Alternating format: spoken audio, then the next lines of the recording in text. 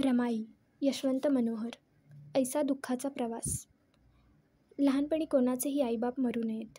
मायेचा किनारा लाभला नाही तर अशी मुले रानूमाळ होऊन जातात. त्यांची कोवळी काळजं फाटून जातात. जमेल तोवर फाटल्या काळजांनीच ते आयुष्याच्या वाटा चालत असतात. रमा नावाच्या एका मुलीचे आईबाप लहानपणीच मरून जातात. आधी आई जाते, पाठोपाठ वडीलही जातात. एक घाव बुजत नाही तोच दुसरा घाव होतो. एका ओल्या दुःखांवर दुसरं दुःख येऊन कोसळतं. या मरणाच्या आघातांनी एका कोवळ्या मुलीचा चेंदामेंदा होतो. ती भांबावून जाते. तिचं अजान मन थिजून जातं. तिच्यापुढं प्रश्नांचं काहूर माजतं. हे प्रश्न तिला हवालदिल करणारे असतात. काय करू, कसं करू, काय होईल, कसं होईल. ही लहानगी मुलगी प्रश्नांच्या भोवऱ्यात सापडलेली असते. वावतळीतल्या पतंगासारखी तिची अवस्था होते. तरी ती हिंमत हरत नाही. त्या प्रश्नांच्या निर्दयी परीक्षेला ती बसते. अपार दुःखे तिच्या वाट्याला येतात. प्रश्न मोडतात पण ती मोडत नाही. दुःखे हरतात, ती हरत नाही. जीवनात काय घडेल याचा नेम नसतो. कल्पनाही करता येणार नाही अशा गोष्टी कधीकधी घडून जातात. सगळ्या आयुष्याचे ओघच बदलून जातात. रमा एका महासूर्याची सावली झाली. स्वतः जळत जळत या सावलीने या सूर्यावर मायेची सावली धरली. कोट्यावधी लोकांची ती सांस्कृतिक आई झाली. रमा रमाई झाली. रमाईचा जन्म एका गरीब कुटुंबात झाला. दाभोळजवळ एक छोटंसं गाव आहे. वणंदगाव हे या गावाचं नाव. नदीकडल्या अंगानं पण गावाला लागून महारपुरा होता. या मोहल्ल्यात अस्पृश्यांची 5-50 घरं होती. कोणी कांबळे होते. 1-2 घरं जाधवांची होती. काही वानखड्यांची तर काही सोनुल्यांची. काही घरं ढाल्यांची होती तर काही घरं कदमांची होती तर काही घरं गवळींची होती. काही मंडळी ओव्हाळ होती तर काही घरं निकम वगैरेंची होती. इथं एक धुत्रे नावाच्या माणसाचंही घर होतं. माणसं कष्ट करीत, पोट भरीत, मिळेल ती मजुरी करीत, प्रपंच चालवीत. कोणी वावरा शेतात काम करीत, कोणी माती गोट्यांचं काम करीत. या अस्पृश्य मोहल्ल्यात एक जरा टापटिपीचं घर होतं. या घराच्या अंगणात गर्द हिरव्या काळ्या रंगाचं कडुनिंबाचं झाड होतं. दुसऱ्या बाजूला गुलमोहर होता.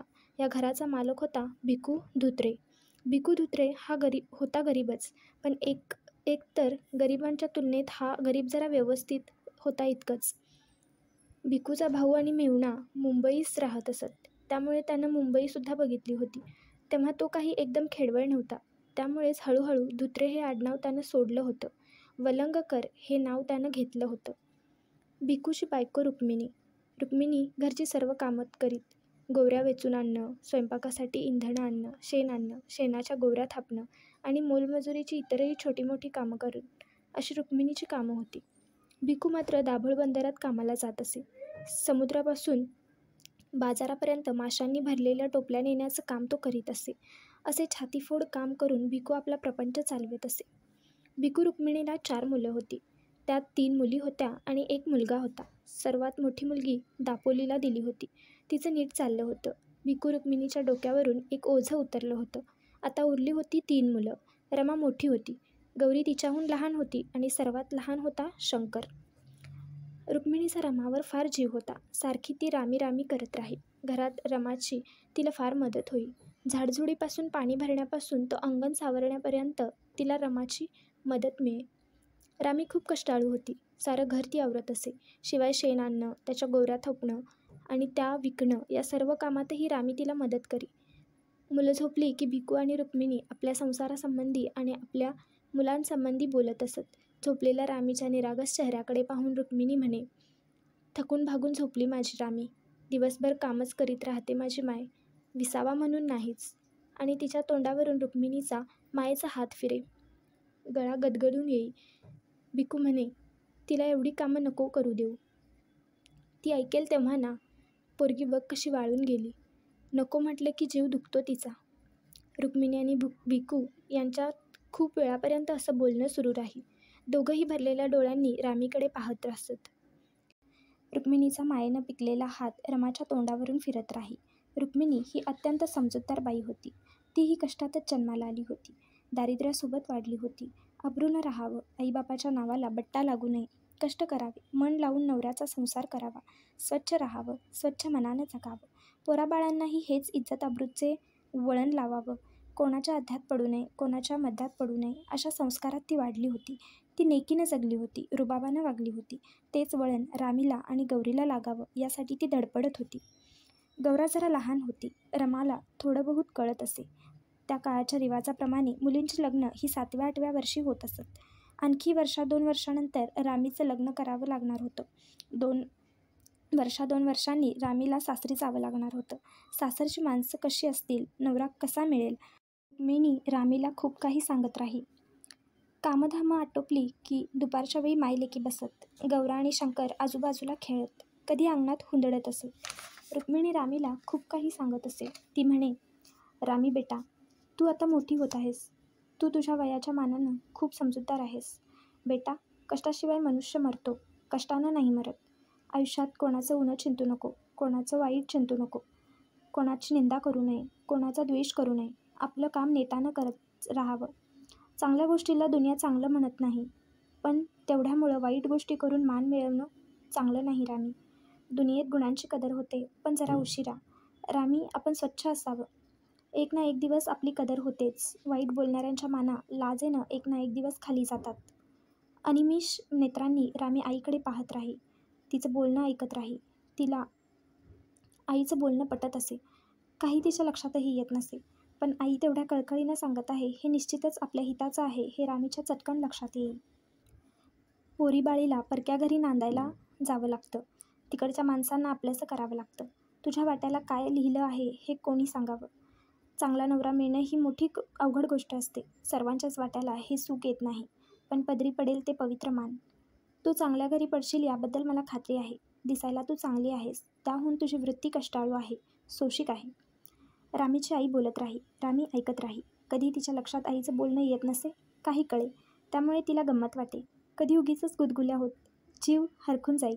त्या चिमुरड्या पोरीला आईची कळकळ कळे, पण त्या बोलण्याचा सगळाच अर्थ तिच्या लक्षात येत नसे. तरी लग्नाच्या गोष्टी निघाल्या की ती लाजे. रमाचं बालपण असं सुखात चाललं होतं. कष्ट होते, गरिबीही होतीच.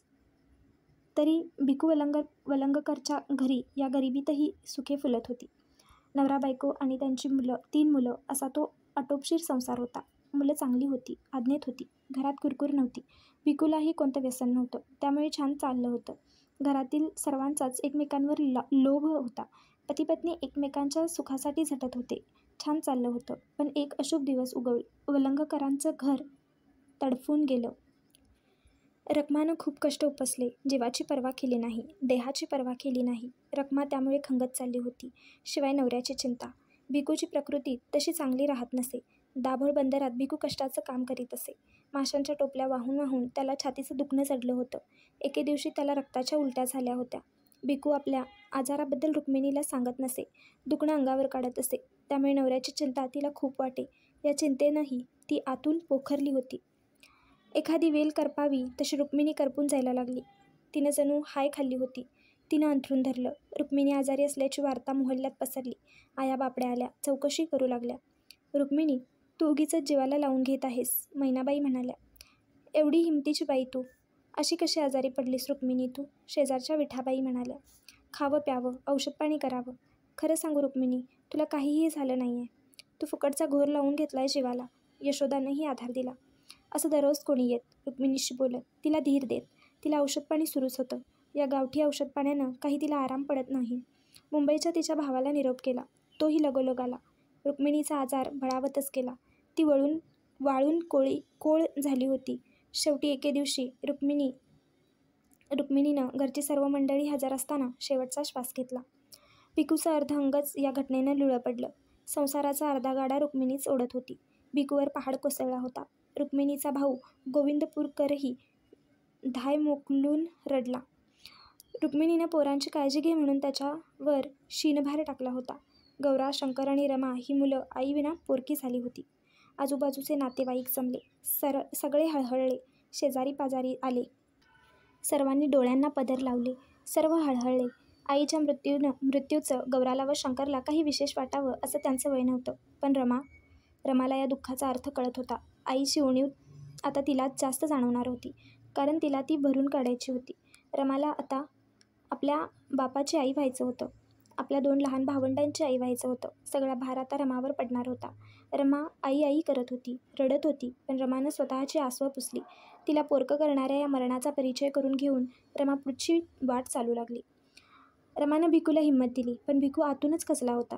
त्याला छातीचा आजार होता. तो आजार त्याच्या अंगात चांगलाच मुरला होता. आता बायकोच्या मृत्यूनं तो आतून फाटून गेला.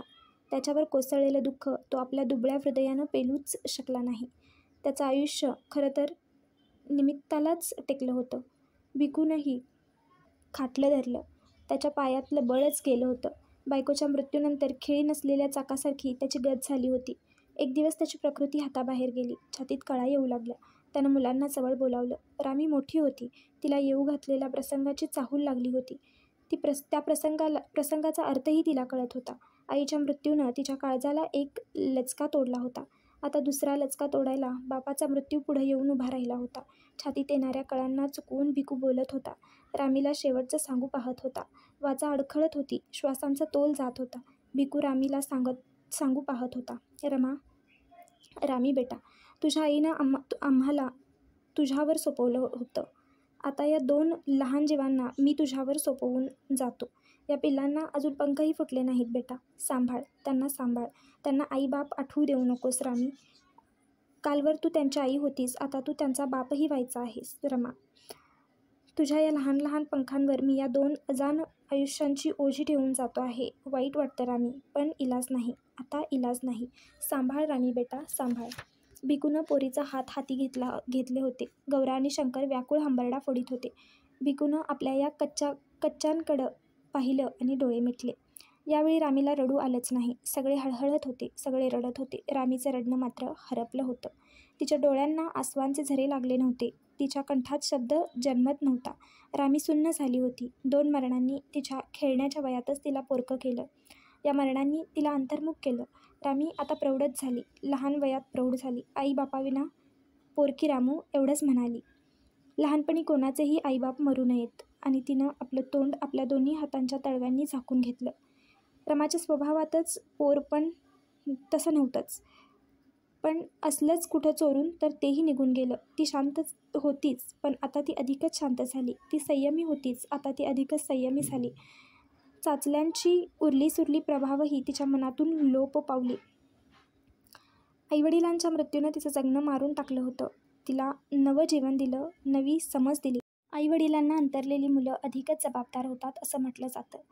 हे म्हणणं खरं असेल किंवा नसेलही, पण रामी जबाबदार झाली होती. एक अधिकच गहिरा समजूतदारपणा तिच्या मनात उगवला होता. तिच्या वृत्तीतला खळखळाट लोपला होता. आईवडिलांच्या मृत्यूनं जणू तिचं बालपणच झडपून नेलं होतं. रमा ही बालपण हरवलेली मुलगी आहे. एकदम प्रौढपणानं रमाच्या जगण्याला प्रारंभ झाला असं सर्वांनी म्हटलं. शेजाऱ्यांनी म्हटलं, नातेवाईकांनी म्हटलं. रमा ही बालपण हरवलेली मुलगी असली तरी ती नेक आईबापाची मुलगी होती. शुद्ध बीजापोटी, फळे रसाळ गोमटी असं तुकोबांनी म्हटलं आहे ते अगदी रास्त आहे. रमाचे आईवडील गरीब होते, पण नेक होते. घामाचा पैसा मिळवणारे होते. नाकासमोर चालणारे होते. घरात गरिबी जरूर होती, पण सुसंस्कृतपणा होता. एकमेकांसाठी त्याग करायचा, एकमेकांसाठी जगायचा संस्कार या गरीब घरातच रामीवर झाला होता. दारिद्र्य होतं, मात्र ते दारिद्र्य मनाची श्रीमंती नष्ट करू शकले नाही. दैन्य होतं, पण ते दैन्य या घरातील लोकांच्या मनातील घरंदाजपणा संपवू शकलं नाही. दुःखे होती, पण या घरातील मनांची शालीनता ती नष्ट करू शकले नाहीत. या सुंदर वातावरणात रामीचं बालपण गेलं. नेकपणाचे सच्चिल तिचे बालकडू तिला तिच्या गरीब आईबापांनीच दिले. घरातील सुसंस्कृतपणानं तिच्या पुढची सदाचाराची वाट पक्की केली. मुंबईला भिकूचा भाऊ राहत होता. तो भिकूच्या मृत्यूचं कळताच धावपळ करीत आला. रुक्मिणीचा भाऊही मुंबईला राहत होता. या भावाचं नाव गोविंद पुरकर. ते 116व्या पलटणीत हवालदार होते. आता निवृत्त होते. बहिणीच्या यजमानाच्या मृत्यूची बातमी कळताच तेही आले. भिकूचा भाऊ आणि रुक्मिणीचा भाऊ हे दोघंही मुंबईला भायखळ्याला मार्केटजवळ राहत असत. भिकूच्या मृत्यूची वार्ता ऐकून ते आले. त्यांना दुःख झालंच, पण दुःख करण्यात वेळ गमावण्यासारखी परिस्थिती नव्हती. परिस्थिती गंभीर होती. ते दोघंही भिकू आणि रुक्मिणीच्या मुलांसंबंधी विचार करायला बसले. बोला धुत्रे, आता काय मार्ग काढायचा? गोविंदपुरकर मामांनी विचारलं. धुत्रे काकांनी आधीच काय काय करायचं ते ठरवून ठेवलं होतं. ते खाली मान घालून बसले होते. डावा हात डोक्यावरील केसातून सावकाश फिरत होता. शांतपणे मन निर्धारानं ते म्हणाले, मुलांना आपण मुंबईला नेऊ. त्यांच्यासाठी आता या वनंद गावात छतही उरलं नाही आणि भिंतही उरल्या नाहीत. आपण आता त्यांनाही आपलीच मुलं समजू. गोविंदपुरकर मामांच्या मनातलंच धुत्रे काकांच्या तोंडातून बाहेर पडत होतं. दुसरा मार्गच नव्हता. अगदी मनातलं बोललात धुत्रे. तुमच्या भावाची आणि माझ्या बहिणीची मुलं काही आपल्याला भारी नाहीत. हे ऐकत असताना धुत्रे काकांचा गळा गदगदला होता आणि गोविंदपूरकर मामांनी आपले डोळे पुसले होते. भिकूच्या अंत्यक्रियेनंतर हे दोघंही वणंद गावाला 4-5 दिवस राहिले. सर्व गोष्टींची सोय लागली आणि मुलांना घेऊन ते मुंबईला जायला निघाले. गौराच्या मैत्रिणी जमल्या, शंकरचे सवंगडे जमले, रामीच्या बरोबरीच्या मुली जमल्या. पोरांना सांभाळा असं मोहल्ल्यातील सर्व लोक म्हणाले. सर्वांनी मुलांना निरोप दिला. धुत्रे काकांसोबत आणि गोविंदपूरकर मामांसोबत गौरा आणि शंकर धावत निघाली होती.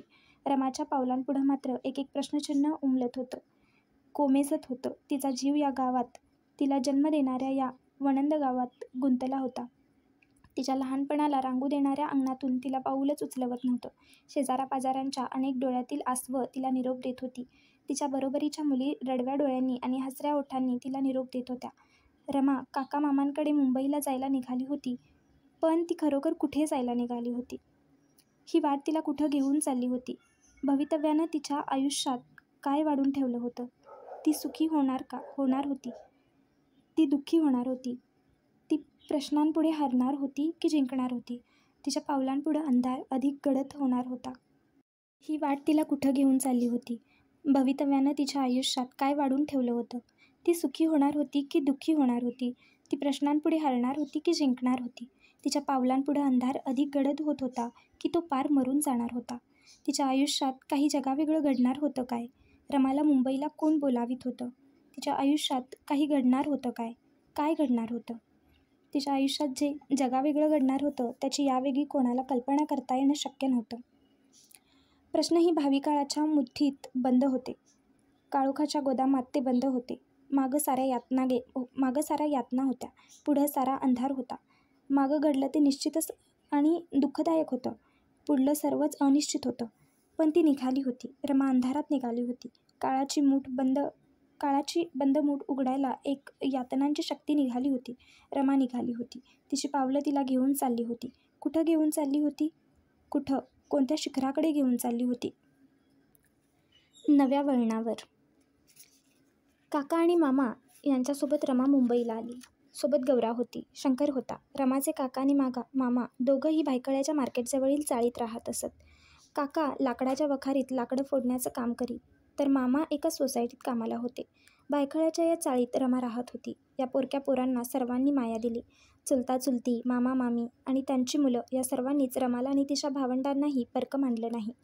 रमा वाढत होती. तिची अंतर्मुखातही वाढ होती. ती सर्वांनाच गोड वाटे. सर्वांना तिच्याबद्दल विशेष आपुलकी वाटे. याला कारण तिचा स्वभाव. तिच्या स्वभावात अपार मार्दव होतं. भरलेल्या तळ्यासारखं तिचं मन मायेनं भरलेलं असे. रमा काका मामांच्या घरातील मायेनं वाढत होती. ती 8-9 वर्षांची झाली. आईबाबांची आठवण तर नेहमीच येई, पण एखाद्या दिवशी तिचं मन खूपच सैरभैर होई. तिला वाटे आई मरायला नको होती. तिचं मन म्हणे, आई तू का गं आम्हाला सोडून गेलीस? माझ्या लग्नाला तर खूप दिवस होते, मग अशी घाई का केलीस? माझा संसार तू मांडून देणार होतीस. तुझ्या रामीचं लग्न तू लावून देणार होतीस, पण तू मला सोडून गेलीस. माझं काही चुकलं होतं काही? रमाचं मन कधीकधी असा आक्रोश करीत असे, ओझं उतरून ठेवीत असे. बघता बघता 1908 साल उगवलं. रमा 9 वर्षांची झाली. त्या काळाच्या रिवाजाप्रमाणे तिचं लग्नाचं वय झालं होतं.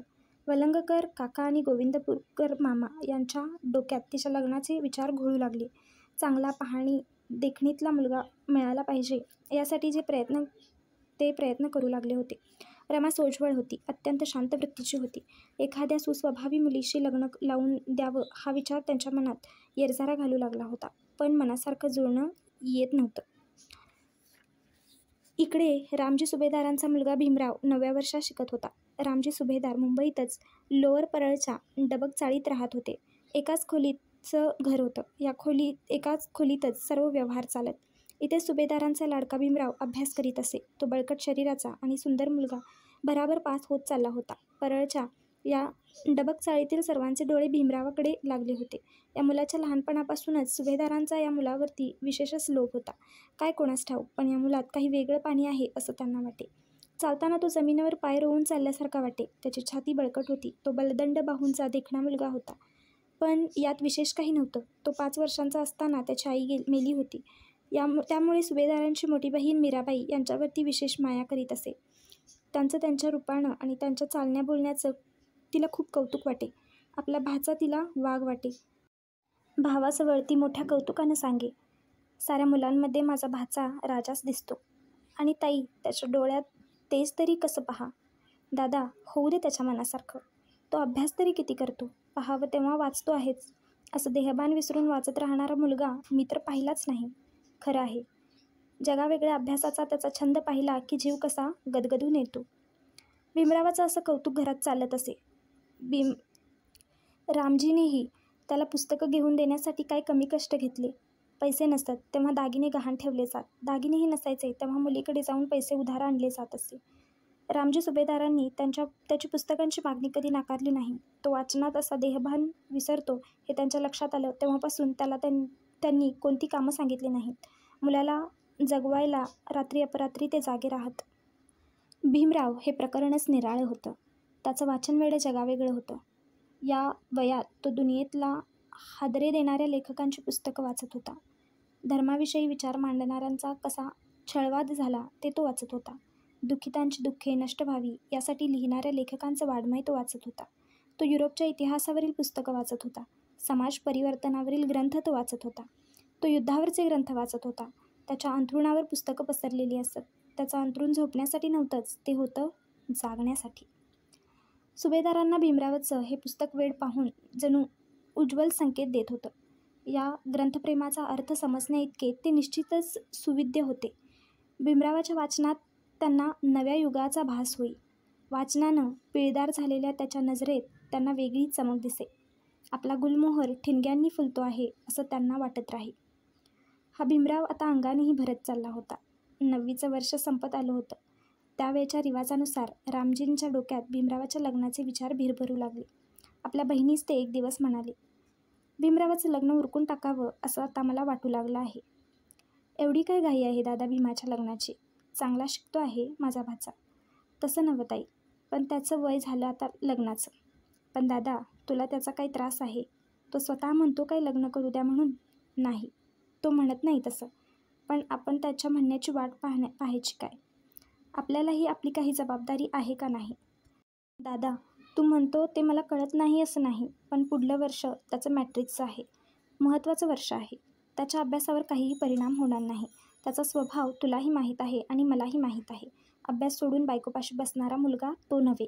हे खरं ना? हो, तेही खरंच. पण लग्न एका अटीवर करायचं. मुलगी चांगली मिळणं ही ती अट. कबूल? कबूल. मग लाग कामाला. आणि रामजी सुभेदार आपल्या लाडक्यासाठी मुली शोधायला लागले. भीमरावला मुलगी कशी हवी? रामजी आंबेडकरांनी काही आडाखे मनाशी बांधले होते. मुलगी सुंदर पाहिजे, सुशील पाहिजे, सर्व कुटुंबाला सांभाळून घेणारी पाहिजे. भीमराव हा विद्यार्थी आहे, जगावेगळा विद्यार्थी आहे. तो शिकून सवरून खूप मोठा होणार याबद्दल रामजींच्या मनात संदेह नव्हता. तेव्हा भीमरावच्या शिक्षणात आडकाठी होणार नाही अशी मुलगी पाहिजे. याच्या स्वभावाला तिच्या स्वभावाची साथ दिली पाहिजे. या वाढणाऱ्या झाडाला तिनं पाणी घातलं पाहिजे, त्याला जपलं पाहिजे असं रामजी आंबेडकरांच्या डोक्यानं खूप काही मनाशी ठरवून टाकलं होतं. त्यामुळे मुलगी पाहताना त्यांचा गोंधळ उडे. त्यांनी एक मुलगी पाहिली, ती पसंत पडली. दुसरी पाहिली तेव्हा पहिलीची दुसरीशी त्यांचं मन तुलना करू लागलं. पहिलीत काही गुण कमी दिसू लागले. पहिलीला नकार दिला. दुसरी पसंत पडली. पण परत त्यांना तिसरी मुलगी पाहिली त्यांनी. आता दुसरीची तिसरीची तुलना होऊ लागली. दुसरीतही तिसरीच्या तुलनेत काही उणिवा दिसू लागल्या. दरवेळी ते मीराबाईला येऊन सांगायचे, ताई, आज एक मुलगी पहिली भीमरावासाठी. कशी आहे? सुंदर आहे. मग ठरवून टाक की. हो, ठरवून टाकू. परत एका मित्राने दुसरी मुलगी दाखवली. त्यांचं मन दोलायमान झालं. ही छान वाटली.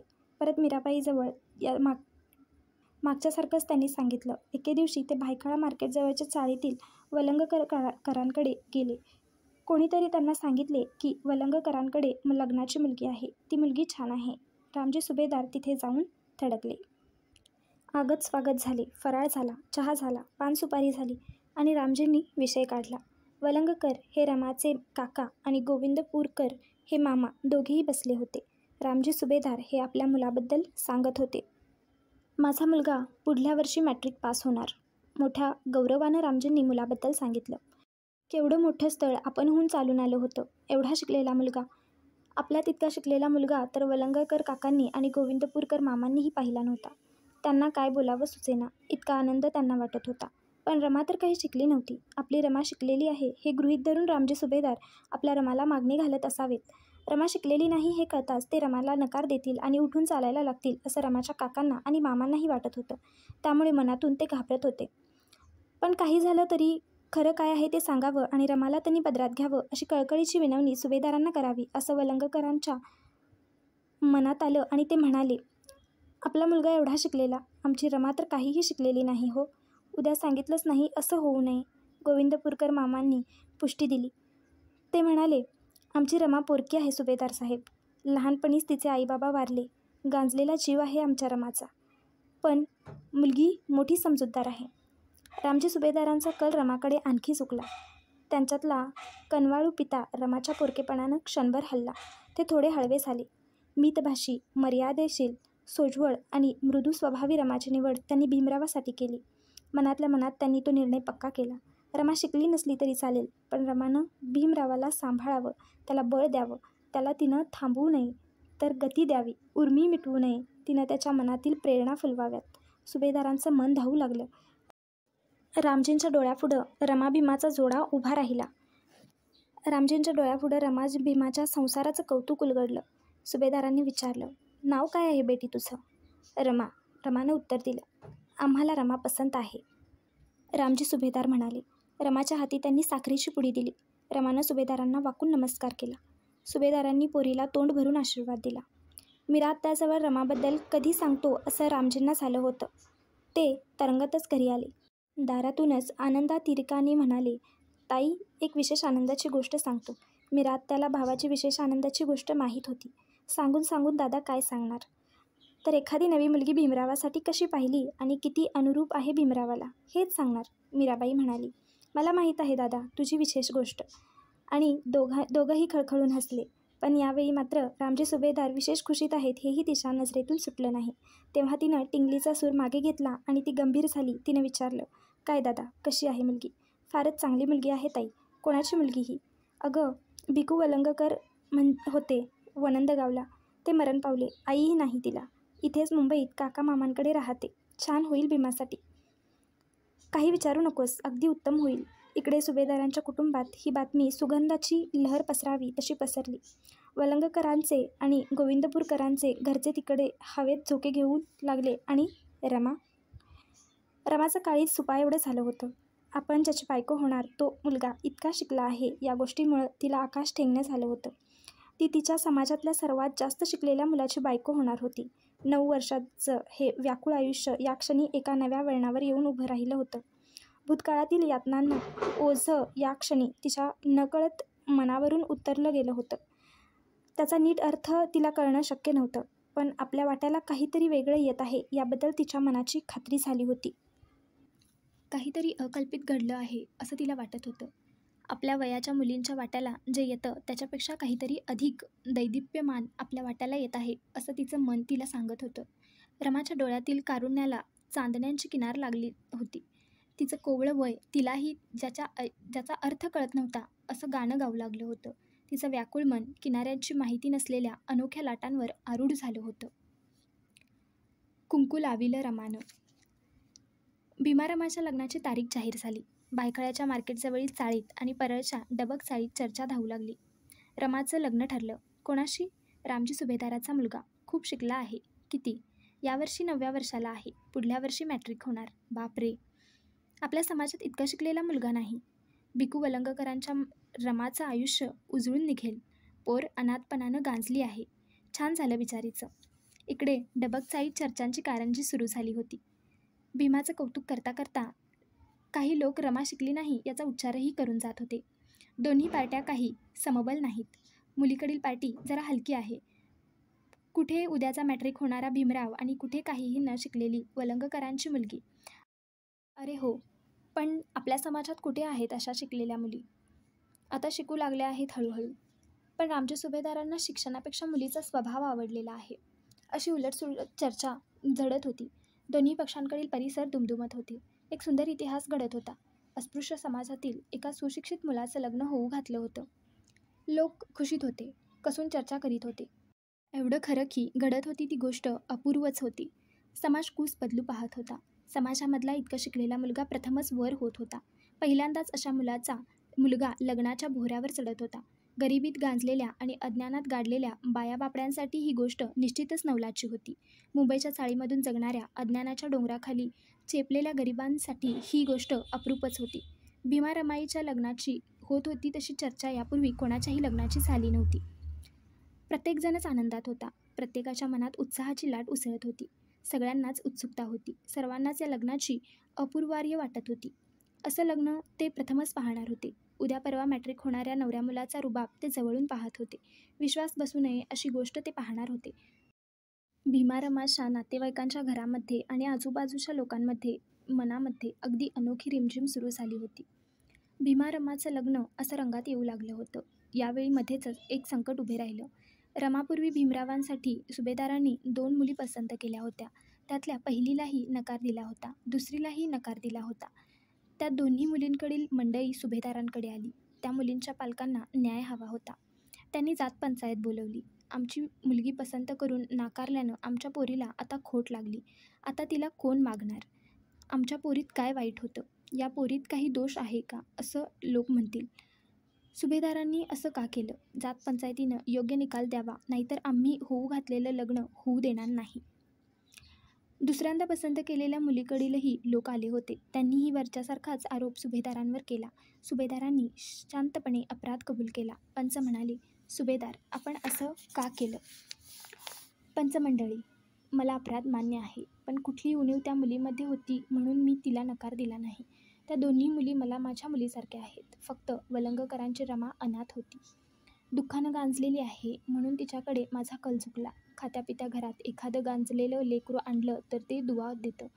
तीही एक प्रकारची समाजसेवा असते. रमाला तिच्या अनाथपणानं खूप गोष्टी शिकवल्या. ती स्वभावानं त्यागी आणि करून झालेली आहे. मी रमाला पसंत केलं त्याचं हे कारण आहे. आपण मला क्षमा करा. आपल्या मुलीच्या लग्नासाठी त्यांना माझ्या मुली समजून मी मदत करीन. पंच जो दंड सांगतील तो मी भरेन, पण माझ्या हेतूविषयी आपण गैरसमज करून घेऊ नये हीच माझी विनंती आपणास आहे. तिथे जमलेल्या मंडळींनाच आवाहन करण्यात आले. त्याप्रमाणे त्या मुलीच्या लग्नाचं पक्क झालं. सर्वत्र आनंद झाला. सुभेदारांनी दंड भरला. सुभेदार दोषमुक्त झाले. ठरलेल्या तारखेकडे भीमा रमाचं लग्न सरकू लागलं. वातावरण आता सर्व दृष्टींनी निरभ्र झालं होतं. लग्नाचा मोसम जवळ सरकू लागला. लग्नाचा दिवस येऊन ठेपला. लग्नाचं स्थळ होतं भायखळ्याची बाजारओळ. रमा नवरी झाली. भीमराव वर होता. नवरी 9 वर्षांची होती. नवरा मुलगा 17 वर्षांचा होता. दोन्हीकडील वऱ्हाडी मंडळी बाजारात आली. बाजारओळीतील छपराच्या एका बाजूला वराकडील मंडळी जमली होती, तर छपराच्या दुसऱ्या बाजूला वधूकडील मंडळी जमली होती. विक्रीसाठी माल ठेवायच्या बाजारातल्या चबुतऱ्यावर वर वधू बसले होते. चबुतऱ्याखालून वाहणाऱ्या गटारामागील घाण पाणीही लाजलं होतं. तरी भोवऱ्याच्या घाणीची दुर्गंधी सुटली होतीच. भीमरावाचं लग्न होत होतं. घाई करायची होती. बाजार भरण्यापूर्वीच सर्व उरकायचं होतं. सर्वजण नवऱ्या मुलाकडे मोठ्या कौतुकानं पाहत होते. असा सुशिक्षित वर पाहण्याची ही त्यांची पहिलीच वेळ होती. रमाच्या मैत्रिणींमध्येही हसणं खिंदळणं सुरू होतं. वराकडील तरुण पोरांचं हसणं खिंदळणं सुरू होतं. भीमा रमाचं लग्न लागलं. वडील मंडळींनी वधूवरांना आशीर्वाद दिला. भीमा रमा चबुत्यावर बसून होते. भोवती आनंदाला उधाण आलं होतं. अनोखा उत्सव भायखळ्याच्या बाजारात मांडला गेला होता. या एवढ्या आनंदाच्या सोहळ्यातही भीमाचं मन मात्र वेगळ्याच गोष्टीसाठी उदासलं होतं. त्याच्या मनात आईच्या आठवणीनं पिंगा घातला होता. रमा पोरकी होती, पण भीमरावही आईशिवाय पोरकाच होता. तो 5 वर्षांचा होता तेव्हाच त्याची आई गेली होती. भीमाबाई हे त्याच्या आईचं नाव. त्याची आई जाऊन आता कमी अधिक 12 वर्ष लोटली होती. खूप मोठा काळ पाणी वाहून जावं तसा वाहून गेला होता. 12 वर्षांचा लोखंडी पडदा दूर सारून त्याचं मन आईजवळ गेलं होतं. त्याला या आनंदाच्या क्षणी काहीसं अपराध्यासारखंही वाटत होतं. एक खंत त्याचं काळीच नेहमीच कुरतडत असे. त्याचा जन्म झाला तेव्हा ज्योतिषानं सांगितलं होतं की हे मूल अशुभ नक्षत्रावर जन्माला आलेलं आहे. ते आईच्या मुळावर येणार. याच्यामुळेच याची आई मरेल म्हणून यालाच त्याच्या लहानपणी सर्वजण हिडीस करीत असत. आईच्या मुळावर येणारा हा मुलगा मरावा असं लोकांना वाटे. अनेक मुलं मरतात, पण हा कसा मरत नाही. अनेक रोग येतात साथीचे, त्यात लोक मरतात, मात्र याला काहीही होत नाही. आईला मारायला जन्मलेलाच मुलगा म्हणून भीमराव हा अनेकांच्या द्वेषाचा विषय होता. पुढे तो 5 वर्षांचा असताना त्याची आई मरण पावली. भीमराव पोरका झाला. तो आता 17 वर्षाचा झाला होता. लहानपणाच्या भोकड गोष्टींवरती आता त्याचा विश्वास उरला नव्हता. पण तरी त्याचं मन आईच्या आठवणींनी गदगदून आलं. भीमरावला वाटे, आज आपली आई असती तर. मी इतकं शिकलो हे पाहून तिला केवढा आनंद झाला असता. आपल्या भीमाचं लग्न होत आहे या घटनांनीही सुनेचं केवढं कौतुक केलं असतं तिनं. माणसाच्या जीवनातील सुखाच्या क्षणीही आई असावीच. आई, तुझा भीमराव तुझी आठवण करतो आहे आई. आई, माझं लग्न झालं आहे आई. माणसाला आक्रंदन करावं लागतं, तसं यावेळी भीमरावाचं झालं. गळा गदगदला होता. पापण्यांचे काठ ओले झाले होते त्याच्या. बाजारातील चबुतऱ्याच्या बोहऱ्यावर भीमासोबत बसलेल्या रमाच्या मनातही दुःखाचे असेच कठ दाटून येत होते. तिच्या अवतीभोवतीच्या कोणाही मुलीच्या वाट्याला आला नाही असा नवरा तिच्या वाट्याला आला होता. हे सर्वच तिला अनपेक्षित होतं. या सुखानं ती भांबावून गेली होती. पण आईवडिलांच्या मृत्यूनं तिची अवस्था उन्मळलेल्या झाडासारखी झाली होती. तिच्या काळजाचं संगीतच मुकं झालं होतं. वाऱ्यानं आग भडकावी तसं आईबापाच्या आठवणीनं तिचं मन भडकलं होतं.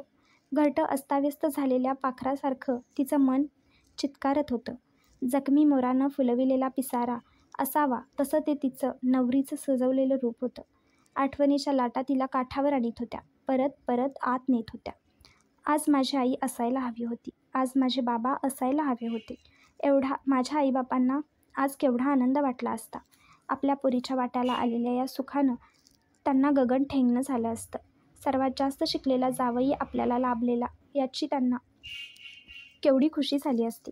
हे सुख भोगायला माझे आईबाबा आज हवे होते.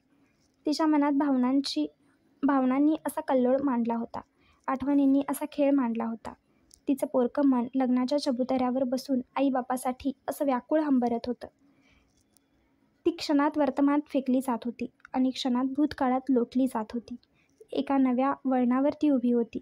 आईवडिलांच्या मृत्यूनं तिला पोरकेपणा आला होता आणि आनंदाच्या क्षणी ते पोरकेपण अधिकच उत्कट होत होतं. एक झोका तिला अंधारात नेत होता, दुसरा प्रकाशात आणत होता. अशाच मनस्थितीत तिनं भीमाच्या गळ्यात हार घातला होता. ती भीमाची पत्नी झाली होती. तिलाही या अभ्यासवेडाचं नवल वाटे, नवऱ्याचा अभिमान वाटे. मॅट्रिकचा निकाल लागला. सर्वांनाच भीमरावाचा गर्व वाटला. पण रमाला तर काळीचं सुपा एवढं झालं. या सुपा एवढ्या काळजानं तिनं भीमरावाला ओळखलं. नवऱ्याचं कौतुक कोणत्या शब्दात करावं हे तिला सुचेना. पण तीही शब्दानं बोललीच नाही. तिचे डोळेच काय ते बोलले. रमाला खूप धन्यता वाटली. भीमरावाचा सत्कार झाला. C.K. बोले अध्यक्ष होते. केळुस्कर गुरुजी वक्ते होते. भीमराव उत्सव नायक. खूप हार घातले लोकांनी, कौतुक केलं. नवऱ्याचं कौतुक ऐकताना आणि पाहताना रमाचं भावविश्व फुलत होतं. आनंदाचं चांदणं तिच्या वृत्तीच्या ताटव्यात फुलत होतं. घरी परतल्यावर भीमरावानं तिला एकांतात विचारलं, तुला काय वाटतं रमा माझ्याबद्दल? पुरानं नदी फुलावी तशी ती आनंदानं फुलली होती. म्हणाली, तुम्ही खूप मोठे आहात. केवढा? मला सांगता येत नाही एवढे. खूप शिकीन मी. खूप शिका. मोठे व्हा खूप. केवढा? कोणाला सांगता येणार नाही तेवढे. गदगदल्या मनानं रमा बोलत होती. आपल्या मॅट्रिक पास झालेल्या नवऱ्याचा पराक्रम पाहत होती. इतर या पराक्रमाला आशीर्वाद देत होते. त्याचं अभिनंदन करत होते. रमा तर या पराक्रमाची सावलीच होती. या झेपावत निघालेल्या प्रवासाला साथ देण्याचं वचन तिनंही दिलं. वेगळ्याच जबाबदारीनं रमाला बांधलं. अनेकांना अशा जबाबदारीशी बांधून घेण्याची संधीही मिळत नाही. रमाच्या वाट्याला हे एक सुख आलं होतं. हे सुख जपण्याचा निर्धार तिनं केला. या सुखाला वाढविण्याचा निश्चय केला. रमाच्या आयुष्याला हे नवंच वळण मिळालं होतं. ती निघाली होती. ती अनाथ मुलगी निघाली होती. ती कोवळी मुलगी एका अनोख्या प्रवासाला निघाली होती. एक सुखच असं असतं की ते स्वतःच्या बदल्यात शेकडो दुःख पदरात टाकतं. अशाच एका सुखाच्या बदल्यात शेकडो दुःख झेलण्याची प्रतिज्ञा करून रमा निघाली होती. तिचं मन या अज्ञात वाटेवरच्या प्रवासाला निघालं होतं. हा प्रवास तिला कुठं नेणार होता? रमाच्या वाट्याला काय काय येणार होतं? रमा हरणार होती की प्रवास पार करणार होती? प्रश्न तर नवे होते. त्यांना उत्तरे कशी मिळणार होती? पण आता थांबताही यायचं नव्हतं. थांबणं हाच मृत्यू ठरला असता. वादळाच्या सावलीतला आता पर्याय नव्हता. सूर्यासोबत संसार. लग्न होऊन आता 2 वर्ष झाली होती. रमा सुभेदारांच्या घरात रमायला लागली होती. तिला इथं बरकं असं वाटलंच नव्हतं. मोठ्या बहिणीसारखी लक्ष्मी होती. मीराबाई तर तिच्यावर पोटच्या गोळ्यासारखं प्रेम करीत असत आणि रामजी सुभेदार तिला लेकीसारखी मानीत. सर्वांचा तिच्यावर जीव होता. तिनेही सर्वांचा लोभ संपादन केला होता. भीमरावांचं घर आता रमाचं होऊ लागलं होतं. हे घर आता रमाचं होत आलं होतं. हे घर आता रमाचं झालं होतं.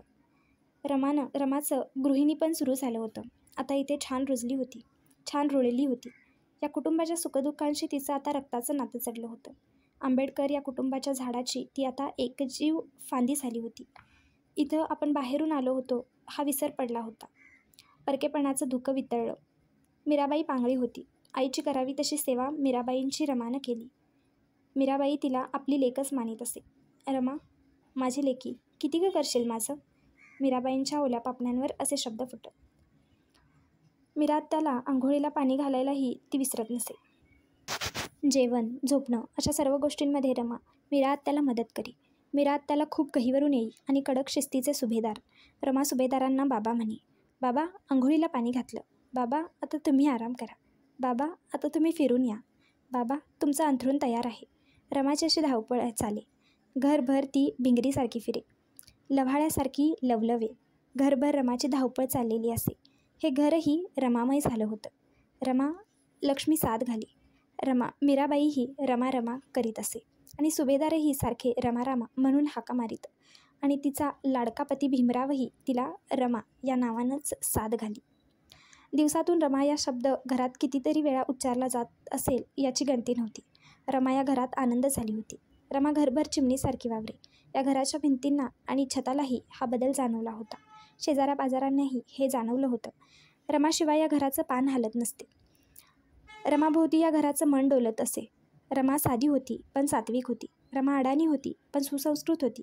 रमाला स्वतःचं असं निराळं सुख नव्हतं. घरातल्या माणसांच्या सुखानंच तिनं आपलं सुख मानलं होतं. स्वतःच्या सुखाची आणि जगण्याची तिची व्याख्याच निराळी होती. त्यामुळं ती घरातला उत्साह झाली होती. तिच्या प्रेमानं या घरावर आपला ताबा मिळवला होता. सुभेदारांचं घर आता रमामय झालं होतं. या सुमारास भीमरावाला कधीतरी वाटे की रमाला शिकवावं. घरची गरिबी आणि खेड्यातलं बालपण यामुळे ती शिकली नाही. पण आता तरी ती शहरात आली. शिकायला इथं तर काही अडचण नाही. एके दिवशी निवांतपणे भीमरावांनी विषय काढला. रमाला हे फार नाही तरी थोडंसं अनपेक्षितच होतं. भीमराव म्हणाला, रमा, आता तू शिकायला पाहिजे. रमा थोडीशी अवखडली. तुम्ही शिकता तेच पुरे झालं. मी वेगळं काय शिकायचं आहे. तसं नव्हे रमा, घरची बाई शिकलीच पाहिजे. तिला पत्र लिहिता आलं पाहिजे, वाचता आलं पाहिजे. तिनं ग्रंथ वाचले पाहिजेत. तुम्ही इतके ग्रंथ वाचताच की. आणखी मी वाचले तर काय फरक पडणार आहे? पडणार आहे रमा, फरक पडणार आहे. कोणता फरक पडेल? जिच्या हाती पाळण्याची दोरी असे आपण म्हणतो, पण ही हाती दोरी असलेली बाई शिकलेली असती तर अगदी अचूक दिशेने झोका देऊ शकेल. मी देईन की नीट झोका आपल्या बाळाला? हो, ते ठीकच आहे.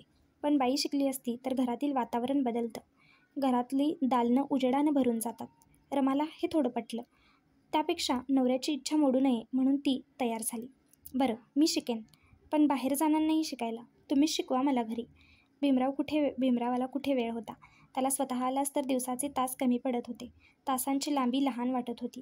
पण आता रमा तयार झाली होती. तिला शिकवायला हवंच होतं. ज्योतिबा फुलांबद्दल त्यांना ऐकलं होतं की त्यांनी आपल्या पत्नीला घरी शिकवलं, वावरात शिकवलं. भीमरावाला वाटलं तसं आपण रमाला शिकवू. तो रमाला म्हणाला, रमा, ठरलं, मी तुला शिकवेन. सावित्रीबाईला ज्योतिराव फुल्यांनी शिकवलं तसं शिकवेन. भीमरावाचे डोळे चमकायला लागले होते. उत्साह ओसंडून वाहत होता. कसं शिकवलं ज्योतिरावांनी? रमा, ज्योतिबा हे मोठे क्रांतिकारक पुरुष होते. आत्ता एवढ्यातली गोष्ट आहे. 1890 साली ते मरण पावले. जवळजवळ 20 वर्षांपूर्वीच समज. आणि त्यांची पत्नी सावित्रीबाई तर अगदी अलीकडेच 1897 साली म्हणजे 12-13 वर्षापूर्वीच मरण पावली. ही तर एवढ्यातलीच गोष्ट आहे की. सावित्रीबाई माझ्यासारख्याच अडाणी होत्या? हो, पण त्या शिकल्या, शिक्षिका झाल्या, पुढं मुख्याध्यापिका झाल्या. पहा विद्या कशी नवल घडवते. सावित्रीबाईंनी तर नवलच केलं की. अगं कष्ट घेतले म्हण, जिद्दीनं शिकली म्हण. खरंच. वखरलेल्या वावरात एखादी काटकी हातात घेऊन ज्योतिबा अ आ इ ई काढायचे. सावित्रीबाईला शिकवायचे. मातीवर लिहायला शिकवायचे. मातीवर लिहायला शिकल्या सावित्रीबाई. ही मातीवरची अक्षरं पुढं काळाच्या माथ्यावर विराजमान झाली. मी करीन प्रयत्न. रमा भारावून गेली होती. भीमराव खरंच निराळा होता. तो काहीतरी वाकवू पाहत होता, काही घडवू पाहत होता, नवजन्माला घालू पाहत होता. हे वादळ आपल्या सावलीला मागं सोडायला तयार नव्हतं. रमानं ही साथ दिली. सगळा प्रपंच ती सांभाळत होती. संसाराचा डोंगर वाहून नेत होती. खूप शिकणं रमाला जमलं नाही, पण ती शिकली, लिहायला शिकली, वाचायला शिकली. भीमराव कॉलेजात जाई तेव्हा त्याच्या खोलीत पसरलेल्या पुस्तकातील एखादं मराठी पुस्तक ती निवडी आणि दुपारच्या वेळी वाचत बसे. मनाला हळूहळू नवी पालवी फुटत असल्याचं सुख ती अनुभवत असे. पण मध्येच संसाराची हाक येई. ही हाक आली की रमाचं मन तिकडेच धावून जात असे. पालवी तिथेच राहून जात. कोमेजूनही बऱ्याचदा जाई. भीमरावाचं महाविद्यालयीन शिक्षण सुरू होतं. तो आता पेटला होता. आधाशासारखं वाचत होता. रात पहाट त्याचा अभ्यास सुरू होता. त्याच्या डोळ्यापुढं विलक्षण काही तरळत होतं. त्या दिशेनं भीमराव धावत होता. खोच खळगे दिसत नव्हते. काटे गोटे दिसत नव्हते. भीमराव धुंद झाला होता. त्याच्या मनात जिद्दीचा वणवा पेटला होता. रमाई शिकत होती, प्रयत्न करीत होती. तिची खूप धावपळ होई, पण इलाज नव्हता. ती धडपडत होती, जीवाचा आटापिटा करीत होती. कशाला ग पोरी एवढी धडपड करतेस? तिची धावपळ पाहून मीराबाई म्हणत. त्यांना तिची दया येई. रामजी भीमराव सुभेदारांना मात्र आनंद वाटे. शिक्षणाचं मोल त्यांना माहीत होतं. ते तिच्या धडपडीचं कौतुक करी. कधी कधी ते रमाला वाचून दाखवायला सांगत. भीमरावाच्या सत्कारात केळुस्कर गुरुजींनी बुद्धाचं चरित्र भीमरावाला भेट दिलं होतं. भीमराव कॉलेजात गेला होता. सुभेदारांनी ते पुस्तक काढलं. भीमरावानं ते पुस्तक फार जपून ठेवलं होतं. रमाला त्यांनी बोलवलं. रमा, इकडे ये बेटा. रमा आली. पुढे शांतपणे उभी राहिली. तिच्या हाती सुभेदारांनी ते पुस्तक दिलं. म्हणाले, वाच. एक तासभर रमा हे पुस्तक सुभेदारांना वाचून दाखवत होती. बुद्ध ज्ञानाच्या शोधात निघतो. यशोधरेला आणि लाडक्या राहुलालाही सोडून जातो. ज्ञानासाठी तो महाचिंतन करतो. बुद्ध होतो. जग आता त्याला आदरानं मुजरा करतं. हा भाग त्यांना रमा वाचून दाखवत होती. सुभेदारांचे डोळे पाणावले होते. रमाही थोडी गदगदली होती. भीमरावाचंही बुद्धासारखंच कठोर अध्ययन चिंतन सुरू आहे असं सुभेदारांना वाटलं. बापाचं मन त्या कौरवानं गदगदलं. त्यांचे डोळे भीमराव खूप मोठा झालेला पाहत होते. भीमाच्या जागी त्यांनी विश्ववंदनीय बुद्ध दिसत होता. आजचा महाबुद्ध, युगंधर बुद्ध. असे दिवस जात होते. सुभेदाराचं घर बदललं होतं. वेगळा ऋतू या घरात सुरू झाला होता. एके दिवशी या घरात एक नवा जीव आला. 1912 सालला डिसेंबर महिना होता. रमा आई झाली होती. भीमराव बाप झाला होता. सगळं घरचं प्राजक्तासारखं फुललं होतं. रमा माता झाली होती. रमाचं मन कृतार्थतेनं उथंबलं होतं. आपल्या दुःखावर तिनं विजय मिळवला होता. भीमरावाच्या पोराचं सुभेदारांना मोठं कौतुक. नातू झाला होता त्यांना. ते स्वतःच लहान पोरासारखे उत्साही झाले होते. चाळभर त्यांनी ही गोष्ट सांगितली होती. मीराबाईलाही आपली भाचेसून लेकरूवाळी झाली याची अपार खुशी झाली. हाताची बोटं कानशिलावर धरून तिनं मोडली. भीमराव तिचा खूप लाडका होता आणि भीमरावाचा पोरगा तर त्यातून तिचा लाडका झाला. असे 15 दिवस गेले. महिना गेला. बाळाचं नाव ठेवायचा दिवस ठरला. कोणी गोविंद नाव ठेवलं, कोणी केशव ठेवलं, कोणी वामन, कोणी अशोक ठेवलं, कोणी काही अशी खूप नावं ज्या त्या बायकांनी ठेवली. पण भीमरावाला त्यातलं एकही आवडलं नाही. एकदा निवांत वेळ होती. बाळ पाळण्यात होतं. त्याचं हां चाललं होतं. भीमराव रमाला म्हणाले, बायांनी ठेवल्यापैकी तुला कोणतं नाव आवडलं? मला नाही आवडलं एकही नाव.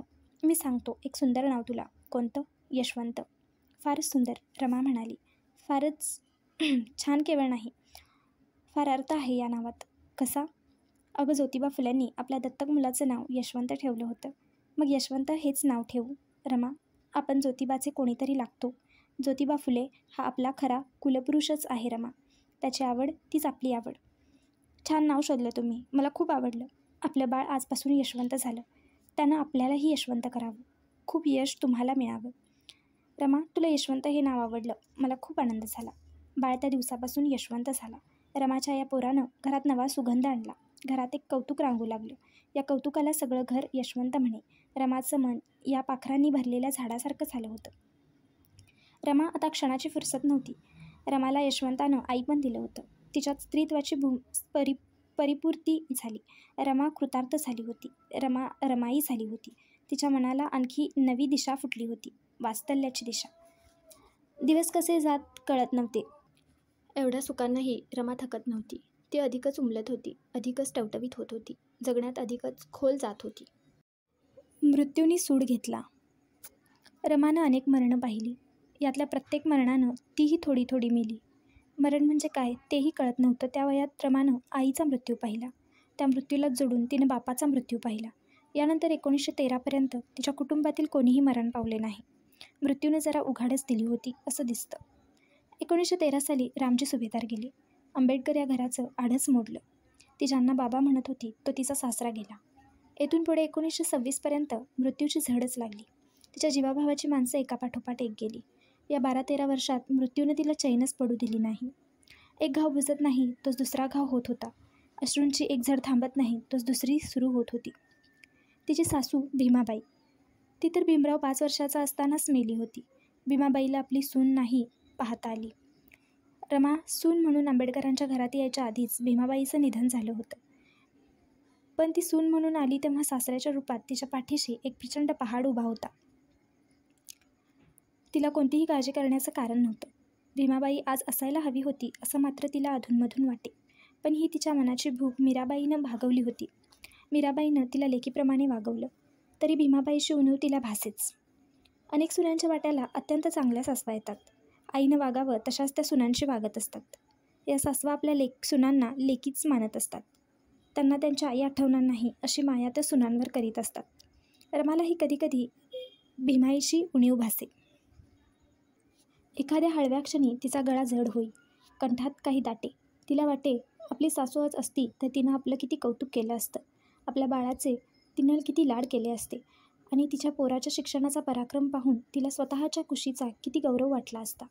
वेड्या मायेसाठी भुकलेल्या रमा भीमाईच्या आठवणीनं अशी हळवी होई. आपलं काय चुकलं? आपल्या वाट्याला हे काय आलं? या प्रश्नांचे डाग ती स्वतःला देई. या प्रश्नांना तिच्याजवळ उत्तरं नव्हती. आपल्याला सासूशिवाय पोरकं का वाटतं? या प्रश्नापुढं ती हवालदिल होई. आई बाबा का गेले? याही पोरकेपणाचं उत्तर तिच्याजवळ नव्हतं. भीमाबाई आपल्या लग्नाआधीच गेली. आपलं सून पण पोरकं करून गेली. याही पोरकेपणाला तिच्यापाशी काहीही स्पष्टीकरण नव्हतं. कधीतरी ती एकटीच असताना या पोरकेपणाची जखम वाहू लागे. आणि आता तर तिचा सासराच मरण पावला होता. तिच्या पाठीशी उभा असलेला पहाडच कोसळला होता. महिन्याभरापूर्वीच भीमरावचा BAच्या परीक्षेचा निकाल लागला होता. यशवंताचा जन्म, त्यानंतरच वर्षभरात भीमरावांचं BA पास होणं या घटनांनी आंबेडकर घर सुखावलं होतं. भीमराव बडोद्याला गायकवाडांच्या दरबारी नोकरीस रुजू झाला होता. बापाच्या प्रकृतीची तार पोहोचताच तोही धावपळ करीत आला. भीमरावाला रामजींनी पाहिलं. या पराक्रमी वाघाला त्यांनी डोळाभर पाहून घेतलं. त्याची झेप आता कुठेही थांबणार नाही अशी खात्री कदाचित त्यांना पटली असावी. रामजी रमाशी बोलत होते. ते म्हणाले, या आग लागलेल्या काळजाला सांभाळ. आणि त्यांनी नातवाच्या डोक्यावरून हात फिरवला. भीमरावाच्या डोळ्यातलं तेजही त्यांनी पाहिलं. त्यांना कदाचित अपेक्षेपेक्षाही भरघोस आश्वासनं मिळालं असावं. लढाईकडे पाठ फिरवू नकोस, अंधाराची गय करू नकोस. हजारो असत्यांचा पराभव करण्याएवढं सत्य तुझ्यापाशी आहे. हे माझ्या पराक्रमी पोरा, लोक तुला सूर्य म्हणतील, क्रांतिसूर्य म्हणतील. रामजींचा स्वर मंदावत गेला, अडखळत गेला आणि त्यांच्या भीमरावानं हंबरडा फोडला. सगळं आंबेडकर कुटुंबच शोकात बुडालं. वडिलांच्या मृत्यूनंतर 5-6 महिन्यांनी भीमराव अमेरिकेला जाण्याची संधी मिळाली. यावेळी रमा दुसऱ्यांदा गरोदर होती. भीमराव अमेरिकेला जायला निघाले त्यावेळी त्यांना वडिलांची तीव्रपणे आठवण आली. रात्रीच्या अंधारात त्यांनी मनसोक्त रडून घेतलं. आपल्या बापानं आपल्या शिक्षणासाठी किती कष्ट घेतले याची भीमरावाला जाणीव होती आणि शिक्षणाच्या क्षेत्रातलं हे दैदिप्यमान उड्डाण घेताना हा मनुष्य आपलं कौतुक करायला नाही यामुळं भीमराव व्याकुळ झाले. बापाच्या आठवणीला मनोमन नमस्कार केला आणि भीमराव बोटीत चढला. तुम्ही दिलेल्या स्वप्नांमागे धावत राहीन. स्वप्न दमेल पण मी दमणार नाही. मी विजयी ग्रंथ लिहीन ही प्रतिज्ञा भीमरावानं मनोमन केली आणि त्यानं बोटीत पाय ठेवला. रमा रडवेली झाली होती. तिला काहीही सुचेना. यावेळच्या तिच्या आसवातलं सुख आणि दुःख कोणीही वेगवेगळं करू शकलं नसतं. मुंबई बंदरातून बोट सुटली. ती बोट भीमरावाला दूर नेऊ लागली. रमाचं काळीजच थरारलं होतं. पण या सुख फुलवणाऱ्या यातनांची सवय तिला करायची होती. काळजाला तशी शिकवणच द्यायची होती. त्याला पोलादासारखं टणक करायचं होतं. अस्वस्थता आणि एकाकीपणा या गोष्टी आता तिला सोडणाऱ्या नव्हत्या. त्यांची सवय करून घेणं भाग होतं. तिकडे भीमरावाचं आयुष्य नव्या क्षितिजावर झेपावून गेलं होतं. तो न्यूयॉर्कच्या कोलंबिया विद्यापीठात गेला होता. ज्ञानाचं तुफान छातीवर झेलण्यात त्याला गर्व वाटत होता. त्यानं रमाला पत्र लिहिलं. रमाला पत्र मिळालं. तिच्या आयुष्यात तिला आलेलं हे पहिलं पत्र. तिच्या आनंदाला पारावार उरला नाही. परदेशात शिक्षणाला गेलेल्या तिच्या विद्वान नवऱ्याचं पत्र तिला आलं होतं. भीमरावांनी लिहिलं होतं. कोलंबिया विद्यापीठ, न्यूयॉर्क. प्रिय रामू, नमस्कार. मी सुखरूप पोहोचलो. चिंता नसावी. मला अमेरिकेत शिक्षण घ्यायला येण्याची जी संधी मिळाली तिचे आपण आभार मानले पाहिजेत. ही गोष्ट कदाचित नवा इतिहास जन्माला घालणारी ठरेल. बोट सुरू होताना तुझ्या डोळ्यातील आसवं पाहिली. मलाही थोडं गलबलून आलं होतं. पण रमा, हे विरह आणि ही दुःख आपल्याला मोठी करणारी आहेत. जे दुःख आपल्याला प्रकाशात नेतात त्यांचे आभार मानायचे असतात. रमा, अशा दुःखांनी दुःखी व्हायचं नसतं. रामू, मी वणव्यातून धावण्याची प्रतिज्ञा केली आहे. या शर्यतीत मी जिंकलो तर आपल्या देशाला मी उजेडात उभे करीन. तिथल्या गुलामीची कबर बांधीन. या लढाईत मी हरणार नाही, यासाठी तू माझ्या पाठीशी उभी राहायला हवी. दुःखातूनही वाट काढायची आहे. रामू, मला नवे पंख येत आहेत असं वाटतं. पोलादाचे पंख. इथे जीवनातल्या तुलनेत मला आपल्याकडील जीवन आठवतं. तेव्हा मी हैराण होतो. इथे माणूस केवढ्या तरी मोकळ्या हवे श्वास घेत आहे. या गोष्टीतही मन उत्साहानं भरून येतं. इथे अस्पृश्यता नाही, जातीवर्ण नाहीत. माझ्या अंगात खूप शक्ती संचारत आहे असं मला वाटतं. मन नुसतं भरधाव सुटलं आहे. रमा, खूप कामं आहेत, खूप कष्ट घ्यायचे आहेत. ज्ञानाचे सागरच उपसायचे आहेत. स्वतःत रिचवायचे आहेत. रमा, स्वतःला जप. या वेड्यावाद्याच्या पाठीशी उभी राहा. यशवंताला जप. त्याची प्रकृती बरी नसते, काळजी वाटते. सांभाळ त्याला. बाकी पुढल्या पत्रात. पत्र लिही.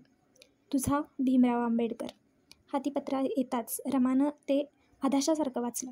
एका डोळ्यात तिचं काळीज नाचत होतं, दुसऱ्या डोळ्यात ढग ओथंबले होते. वाचता येण्याचं महत्त्व आता तिला कळालं. नवऱ्यानं आपल्याला शिकवलं त्याचं मोल तिला कळलं. आपल्या पतीचं पत्र आपण वाचू शकलो. त्याच्याशी प्रत्यक्ष संवाद साधू शकतो याचा तिला अपार आनंद झाला. कृतार्थता वाटली. तिनं पत्र वाचलं, खूपदा वाचलं. मोर झालेल्या मनात कालवाकालव होत होतीच, तरी यावेळी आपला पती आपल्याशी प्रत्यक्ष बोलत असल्याचं सुख ती अनुभवत होती. तिनं घरच्यांना पत्र दाखवलं, शेजारापाजारांना दाखवलं. या आनंदाच्या भरात तिनं पत्र लिहायला घेतलं. तिनं लिहिलं होतं, पोयबावडी, मुंबई. साहेबांच्या चरणी रमाचा शिरसाष्टांग दंडवत. आपलं पत्र आलं, ते वाचलं. खूप आनंद झाला. साहेब, आमची काळजी करू नका. आम्ही सारे खुशाल आहोत. मी सांभाळते सगळं. आपलं पत्र पोयबावडीतल्या शेजाऱ्यापाजाऱ्यांनी वाचलं. सगळ्यांना खूप आनंद झाला. कष्टाची मला चिंता नाही. माझं आपल्याशी लग्न झालं त्याचा मला खूप गौरव वाटतो. आपण खूप शिकावं हीच माझी कामना आहे. आपण पत्रात अनेक गोष्टी लिहिल्या. मी तुमच्या पाठीशी उभी राहीन. काय वाटेल ते कष्ट करीन, पण मागं हटणार नाही याची खात्री बाळगावी. आम्ही सर्व खुशाल आहोत असं समजा. आपण जेवण वेळच्या वेळी घ्या. तब्येतीची काळजी घ्या. यशवंताला आपलं पत्र वाचून दाखवलं. बाबा कधी येणार आहेत असं तो पुन्हा पुन्हा विचारतो. पत्र पाठवून खुशाली कळवावी. थांबते. आपली पत्नी सौ रमा. रमानं यशवंताला सोबत घेतलं. पोस्टाच्या डब्यात पत्र टाकायला गेली. पत्र टाकलं. पापण्या ओल्या झाल्या होत्या. भीमराव अमेरिकेत गेले. कोलंबिया विद्यापीठात गेले. इकडे रमाला संसाराचा गाडा ओढावा लागत होता. खूप हालापेष्टा तिनं भोगल्या. 1913 ते 1917 या 4 वर्षात रमाचे खूप हाल झाले. इंधनगाडीसाठी तिला वणवणावं लागलं. संसार चालवण्यासाठी शेण थापावं लागलं. यावेळी तिला सुभेदारांची गळाभर आठवण येत होती. सासरा जिवंत होता तोवर रमा निर्धास्त होती. कामाचा डोंगर तिला उपसावा लागे, पण गरिबीची आग अशी लागत नव्हती. रामजींचा मृत्यू झाला आणि तिच्या आयुष्याला वेगळं वळण लागलं. तिचा हिरवळीतला संसार वाळवंटात आला. रमाला गरिबी छळू लागली होती. ती निराधारच झाली होती. पण गरिबीशी भांडताना ती वाकली मात्र नाही. तरी तिला वाटायचं, हा आधार आज असता तर त्यानं आपल्याला असं दारिद्र्यात जळू दिलं नसतं. मजुरीसाठी घराबाहेर पडू दिलं नसतं. त्यांनी काहीही केलं असतं, पण आपल्याला असं अडचणीच्या हवाली होऊ दिलं नसतं. सासऱ्याची अशी आठवण रमाला अनेकदा येई. त्या आठवणीनं तिला रडू येई. रडून ती जीव मोकळा करी. तिला वाटे, आपण पूर्वी पोरके होतोच, पण या मृत्यूनं आपणाला आणखीनच पोरकं केलं आहे. पण असं रडता रडताच तिच्या नकळत ती ताठ उभी राही. डोळ्यातली आसवं पुसून काढी. आसवांचे झरेही बुजवून टाकी आणि परिस्थिती वाकवायला ती बळ गोळा करी. पण परिस्थितीनंही तिला सूड घ्यायचंच ठरवलं होतं. भीमराव अमेरिकेला गेल्यानंतर जन्माला आलेला मुलगा मरण पावला. त्याचं नाव रमेश होतं. वर्षाच्या आतच तो गेला. नवऱ्याच्या गैरहजेरीत तिचा रमेश गेला होता. तिनं भीमरावाला पत्र लिहून कळवलं, पोयबावडी, मुंबई. परम आदरणीय पती भीमराव आंबेडकर यांच्या सेवेस शिरसाष्टांग नमस्कार. अत्यंत दुःखाची बातमी आहे. रमेश आपल्याला सोडून गेला. त्याच्या आजाराचं मुद्दाम तुम्हाला कळवलं नव्हतं. तुमच्या अभ्यासात गुंतलेल्या मनाला झळ पोचू नये एवढ्यासाठी तुम्हाला कळवले नाही, त्याची क्षमा मागते. इतकं सगळं सोसते आहेत. त्यात हा आघात. कुठून शक्ती आणावी? पण तुम्हाला एवढीच विनंती की हे दुःख तुम्ही माझ्यावर सोपवून द्या. तुम्ही तुमच्या अभ्यासात अडथळा येऊ देऊ नका. जेवणाची आबाळ होऊ देऊ नका. तब्येतीची काळजी घ्या. मी इकडे सर्व सांभाळते. जी. यशवंतचा शिरसाष्टांग नमस्कार. थांबते. आपली पत्नी सौ रमा आंबेडकर. हे पत्र वाचून बाबासाहेब क्षणभर थांबले. मन क्षणभर सैरवैर झालं. डोळे भरून आले.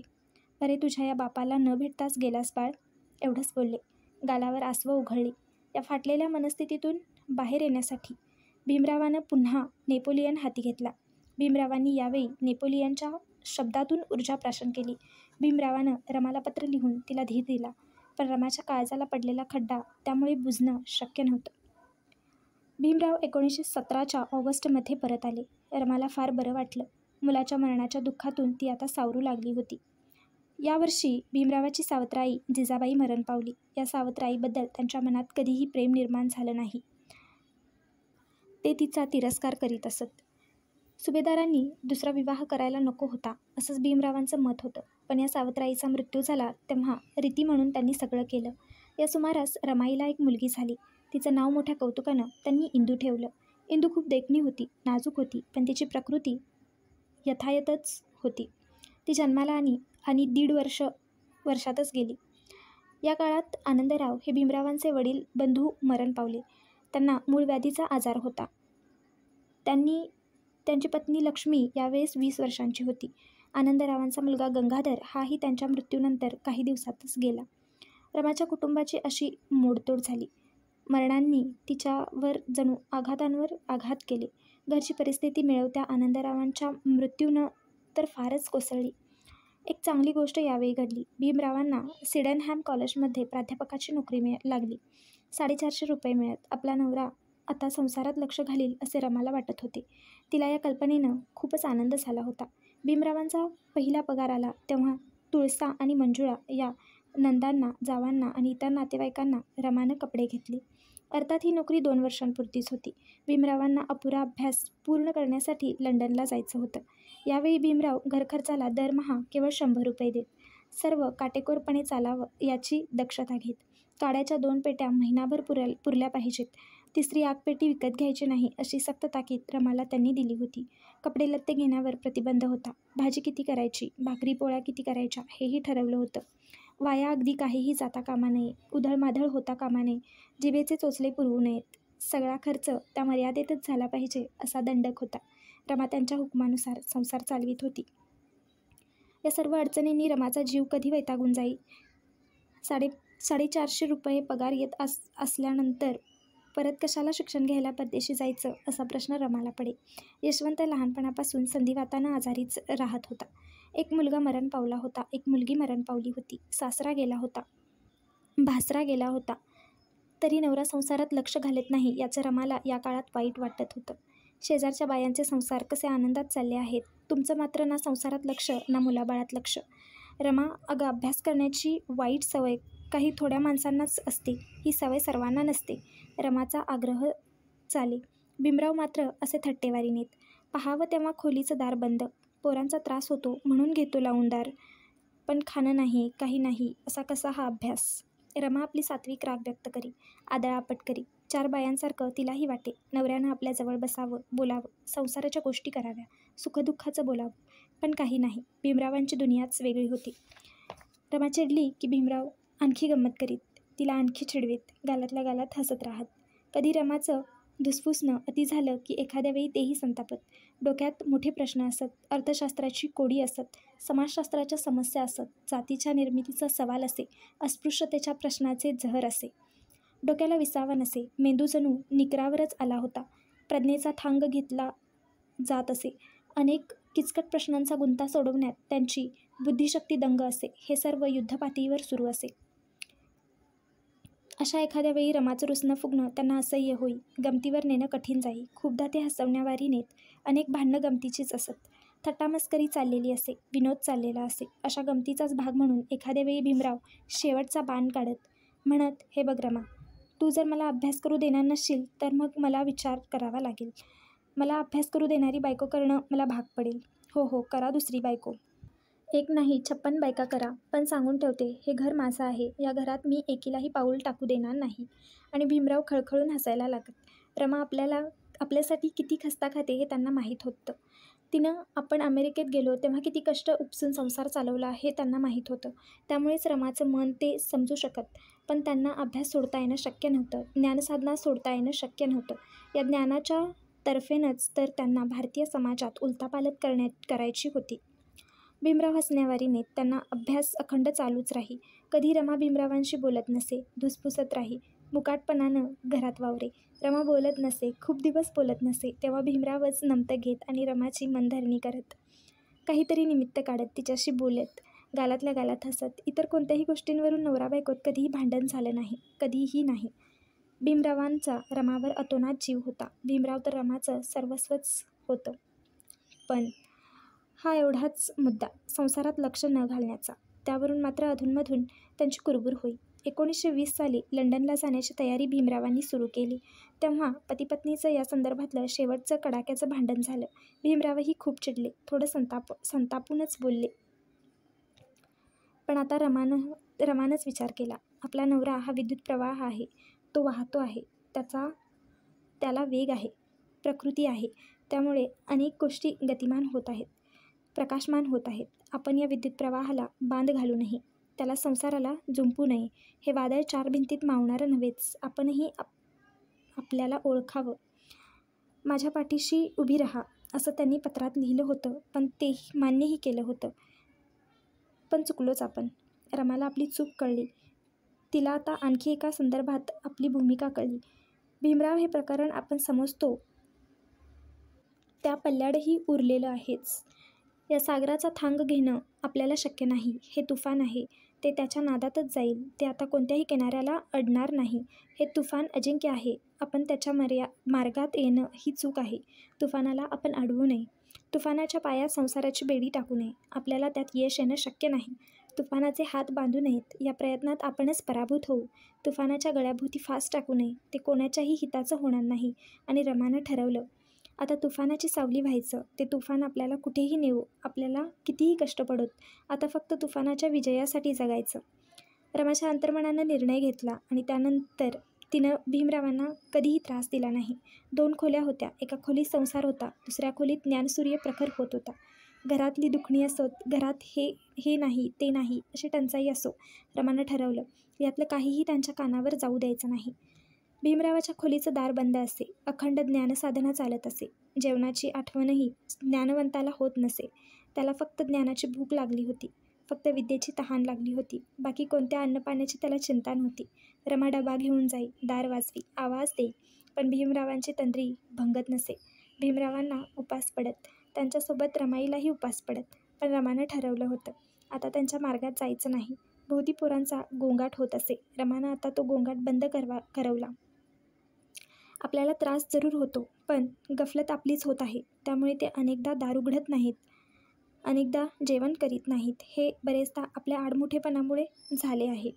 रमाच्या लक्षात आपली चूक आली आणि तिनं लंडनला जाण्यासाठी भीमरावांना सहर्ष संमती दिली. संसाराचा गुंतवळा त्यांच्या हातापायामधून काढून टाकला. उन्हाळ्याच्या नंतर नदीला पूर यावा तसं भीमरावाचं मन भरून आलं. 1920 साली जुलैच्या शेवटच्या आठवड्यात भीमराव लंडनला गेले. त्या सुमारासच जन्माला आलेला गंगाधर आजारी पडला. रमानं भीमरावांना लिहून कळवलं, गंगाधर खूप आजारी आहे. मला त्याची खूप चिंता वाटते. आजारात सारखी चिडचिड करतो. गंगाधर हा जन्मापासूनच आजारी होता. तो कधी नीट राहिलाच नाही. जन्मासोबतच तो आजार घेऊन आला होता. रमाला त्याची आशा उरली नव्हती. तिनं उदास मनानं भीमरावांना लिहून कळवलं. भीमरावांना रमाचं पत्र पोहोचलं. त्यांनी लगेच रमाला पत्र लिहिलं. London, 25 November 1921. प्रिय रामू, आशीर्वाद. पत्र पोचलं. गंगाधर आजारी असल्याचं वाचून वाईट वाटलं. काय करणार? त्याचं आयुष्य तेवढंच असेल, त्याला आपण काय करणार? याची चिंता करण्याची काही होईल असं वाटत नाही. हे होणारच असेल तर त्याला काय करणार? लंडनला यायच्या आधी झालेल्या भांडणात तुझ्यावर खूप रागावलो. रागाच्या भरात बरं वाईट बोललो, संतापलो. त्याबद्दल मला क्षमा कर. ते केवळ अभ्यासासाठी माझ्या हातून झालं. मलाही खूप वाईट वाटलं, पश्चाताप वाटतो. मला साथ द्यायची ठरवलंस. संसार हे तुझं क्षेत्र, अभ्यास हे माझं क्षेत्र, अशी विभागणी करून घेतलीस. या तुझ्या समजूतदारपणाबद्दल मी तुझा कृतज्ञ आहे. मला समजून घे रमा. मला ही सगळी भारतीय समाजरचना बदलावी अशी तीव्रपणे वाटू लागलं आहे. तू मला समजून घेतलं तर मला या कार्यासाठी खूप शक्ती मिळवता येईल. तू सहकार्य करण्याचा निर्णय घेतला आहेसच, त्याबद्दल तुझे आभार. तुझा अभ्यास चांगला चालला आहे हे वाचून फार आनंद झाला. पैशाची व्यवस्था करीत आहे. मीही इथं मोठ्या अडचणीत दिवस काढतो आहे. माझ्याजवळही तुला पाठवण्यासाठी पैसे नाहीत, तरी तुमची व्यवस्था मी करीत आहे. माझ्याकडून पैसे यायला वेळ लागला तर स्वतःचे दागिने मोडून घरखर्च भागव. परत आल्यावर तुझे दागिने मी भरून देईन. यशवंत व मुकुंदचं काय चाललं आहे याबद्दल मागच्या पत्रात तू लिहिलं नाहीस. त्यांच्या अभ्यासाची काळजी घ्यावी. माझी प्रकृती ठीक आहे, चिंता नसावी. अभ्यास अजून संपला नाही. जूनमध्ये येणं होईल असं वाटत नाही. या संबंधात पुढं कळावे. सर्वांस कुशल. तुझा भीमराव. रमानं नवऱ्याचं पत्र वाचलं. तिला एका बाजूनं बरं वाटलं. नवऱ्यानं काय क्षमा मागायची? हा संसार आहे, चालायचाच. मीच त्यांना समजून घेतलं नव्हतं असे विचार तिच्या मनात आले. याच सुमारास गंगाधर मरण पावला. भीमराव यावेळी लंडनला होते. रमानं त्यांना ही गोष्ट कळवली. पत्र लिहून त्यांनी तिचं सांत्वन केलं. आपल्या गैरहजेरीत मुलगा गेला याचं मात्र भीमरावांना वाईट वाटलं.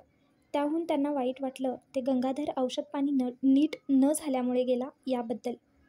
डॉक्टरांची मागील बाकी थकली होती. ती दिल्याशिवाय डॉक्टर औषध द्यायला तयार नव्हते. गंगाधर या परिस्थितीत गेला. गंगाधरच्या वाट्याला हे विचित्र आलं. भीमरावांना त्यामुळे खूप वाईट वाटलं. गरिबी ही वाईट गोष्ट आहे. दुःखाच्या खाईतून ती माणसाला वर येऊ देत नाही. वर येण्याचा प्रयत्न करणाऱ्याला ती परत परत त्या खाईत लोटते. भीमराव 1923च्या एप्रिलमध्ये लंडनवरून भारतात परत आले. त्यांचं जंगी स्वागत झालं. असे दिवस चालले होते. भीमराव आंबेडकर बॅरिस्टर झाले होते. पहिल्या केसचे 300 रुपये त्यांना मिळे. ते त्यांनी रमाच्या हातात दिले. रमाला खूप आनंद झाला. या सुमारास लंडन विद्यापीठानं त्यांना DSc ही पदवी रुपयांचा प्रश्न या प्रबंधाला दिली. या प्रबंधासाठी भीमरावांनी खूप कष्ट घेतले होते. उपास तापास भोगले होते. जीवापाड मेहनत घेतली होती. भीमरावांनी DSc मिळाल्याची तार वाचली आणि त्यांचे डोळे आसवांनी डबडबून गेले. त्यांना भीमाबाईची आणि सुभेदारांची आठवण झाली होती. ते त्या आनंदानं स्पुंदून स्पुंदून रडले. ते परळच्या ऑफिसातून घरी आले. रमाला बरं नव्हतं. रमा अंथरुणातच पडून होती. तरी साहेब आले हे कळताच ती उठली. दुखणं दूर फेकून उठली. रमा, मला डॉक्टर ऑफ सायन्स ही सर्वोच्च पदवी मिळाली. हे वाक्य उच्चारतानाही त्यांचा गळात दाटून आला होता. रमाला गगन ठेंगणं झालं. बाबासाहेब आले होते. ज्ञानप्राप्ती झालेला रमाचा पती महाबुद्ध आला होता. भरून आलेले रमाचे डोळे त्या ज्ञानाच्या शिखराकडे पाहत होते. तिनं नवऱ्याला ओवाळलं. रमाचा पती आता प्रकांड पंडित झाला होता. रमा या पराक्रमी नवऱ्याची पत्नी होती. 1926मध्ये पुन्हा रमाच्या आयुष्यात एक दुःखद घटना घडली. राजरत्न हा त्यांचा शेवटचा मुलगा मरण पावला. हा मुलगा भीमरावांच्या विशेष लाडाचा होता. तो खूप देखणा होता. तो भीमरावांना जीव की प्राण वाटे. भोवतीच्या बायाबापड्या म्हणत, पोरगा अगदी राजबिंडा आहे. रमा त्याला बाहेर नेऊन देत नसे. त्याला कोणाची नजर लागेल रमाबाई म्हणत. भीमराव म्हणत, माझा मुलगा आहे तो निश्चितच पराक्रमी होणार, जगाला दिपवणार. मुलाचे लाड चालत. भीमरावांचे घरातलं ते चालणं फिरणं सुंदर लेणं होतं. त्याला थोडंही बरं नसलं तरी त्यांचा जीव कावराबावरा होई. राजरत्नाला डबल न्यूमोनिया झाला. प्रकृती गंभीर झाली. भीमरावांना कोर्टात निरोप गेला. लगेच ते घरी आले. रमाचा आणि त्यांचा राजरत्न त्यांना सोडून गेला होता. त्यांच्या मांडीवरच त्याचा जीव गेला होता. रमा जमिनीवर गडागडा लोळत होती. छाती पिटून रडत होती. त्यांचा राजरत्न, लाडका राजरत्न गेला होता. रमाचं काळीजच दुभंगून गेलं होतं. वेड्यासारखी तिची अवस्था झाली होती. अशी अनंत मरणांनी रमाला हवालदिल केलं. तिचा पाठलागच त्यांनी केला. या मरणांनी तिला काहीही सुचू दिलं नाही. या एकेका मरणानं रमाच्या पायाखालची जमीनच हिसकावून घेतली. तिचे श्वासच लोळागोळा झाली. वीज पडून झाड कोसळावं तशी ती मनानं कोसळली. रमाला 5 मुलं झाली. त्यातला यशवंत तेवढा वाचला. उरलेले सर्व काळाच्या पडद्याआड झाली. सगळी मुलं अगदी बाळपणातच त्यांना गमवावी लागली.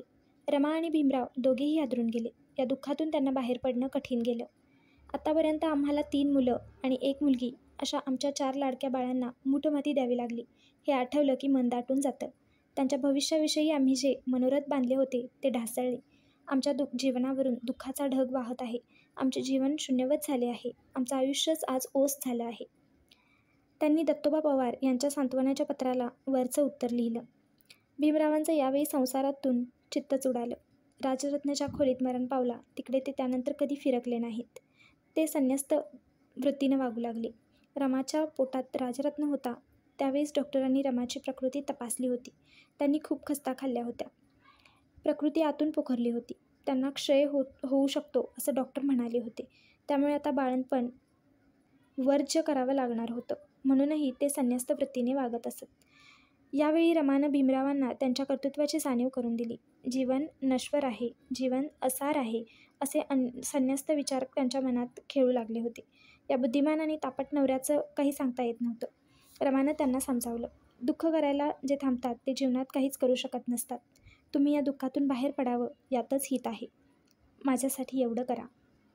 रमा निर्वाणीनंच बोलली. भीमरावांचं मन मानत नव्हतं, पण रमा म्हणत होती तेही खरंच होतं. संन्यस्त जीवनाकडे झुकू लागलेल्या भीमरावांची गरज सर्व समाजाला होती. भीमरावांनी आता बैरागी होऊन थांबायला नको होतं. खरं तर मरणानंच रमाचं मातृत्वच हिरावून घेण्याचा सपाटा चालवला होता. पण मातृत्वाचा बुरुज कोसळत असतानाही रमा नवऱ्याला धीर देत होती. पायातलं बळ गेलेल्या नवऱ्याला उभं करते. रमा दुःखावरही अशी मात करते. मरण रमाला हवालदिल करण्याचा प्रयत्न करतं, पण रमाच अशी मरणाला हवालदिल करते. चांदणं फुललं आगीतही. भीमराव रमावर अपार प्रेम करीत. तिला प्रेमानं ते रामू म्हणत. रमाबाईनं त्यांच्यासाठी खाल्लेल्या कष्टांची जाणीव त्यांना होती. आपण रमाच्या सहवासात फार राहू शकत नाही. तिला आपण फारसं संसारसुख देऊ शकत नाही. याबद्दल भीमरावांना कधीकधी खूप वाईट वाटे. ते म्हणत, मी परदेशी शिकायला गेलो तेव्हा रमानं प्रपंचाची सर्व काळजी वाहिली. या काळजीतून अजूनही तिची मुक्तता होत नाही. रमा ममताळू आहे, सुशील आहे आणि माझ्यासाठी तर ती सर्वस्वी आदरणीय आहे. तिच्या सहवासात 24 तासांमधला अर्धा तासही घालवता येत नाही. याबद्दल मला खूप वाईट वाटतं. खरं आहे, रमानं खूप भोगलं नवऱ्यासाठी. 1923 पर्यंत भीमराव 2दा परदेशी गेले. पहिल्या वेळी 4 वर्ष, दुसऱ्या वेळीही तेवढीच वर्ष ते परदेशात होते. या दोन्ही वेळी रमाला खूप हालापेष्टा भोगाव्या लागल्या. यावेळी रमाचं कष्टाने डोंगर उपसले. नवऱ्याच्या गैरहजेरीत विधवा जावेला आणि तिच्या मुलांना अंतर दिलं नाही. त्यांचं तिनं उत्तम पालनपोषण केलं. एका लुगड्यावर दिवस काढले. मोठ्या काटकसरीनं संसार केला. दारिद्र्य झेललं, पोरांचे आजार झेलले, त्यांचं रुसणं फुगणं होई, हे सर्व रमानं केलं. यावेळी तिनं उपास-तपास केले. दर शनिवारी रमा उपवास करी, प्रत्येक पौर्णिमेला उपवास करी. या उपवासामागं नवऱ्याला मोठं यश लाभावं हे कारण असे, तो सुखी राहावा हे कारण असे. पण अनेक दिवस रमानं भिजवलेली उडीद डाळ खाऊन आणि पाणी पिऊन काढले. या काटकसरीमागं अडचणी होत्या. कधी एका सांजेलाच ती जेवली, कधी अर्धपोटी राहिली, कधी काहीही न खाता राहिली. काय करणार? काहीच करता येत नव्हतं. हा संसार मोडू नये, तो उभा राहावा यासाठी रमाई अशी जळत होती, झिजत होती. रमानं शेण वेचलं, गोवऱ्या वेचल्या, सरपणासाठी वणवण केली. 2-2 कोस ती पायपीट करी. पोयबावडीतून ती दादर मोहीमपर्यंत जाई. नवरा बॅरिस्टर व्हायला विलायतेला गेलेला. एवढ्या मोठ्या माणसाची बायको सरपणाचे भारे डोक्यावर वाहून नेते असं लोकांनी म्हणू नये. आपल्या नवऱ्याच्या नावाला उणं येऊ नये म्हणून रमाई संध्याकाळी अंधार पडल्यावर निघत, दादर मोहिमेपर्यंत जात आणि रात्री 8-9 वाजेपर्यंत सरपणाचे भारे घेऊन येत. कधी पहाटे जात आणि सूर्योदयापूर्वीच परत येत. अनेकदा त्यांनी मोलमजुरी केली. रमाबाई कधी शेण वेचायला आणि गोवऱ्या थापायला वरळीला जात, मात्र 8-8 वाजता परत येई. रमाई बाजरीच्या 4 भाकरी करीत असे. त्यातली एक ती मुकुंदाला देई, एक यशवंताला देई, एक भाकरी शंकराला देई आणि 4थी भाकरी तिघीजणी खात.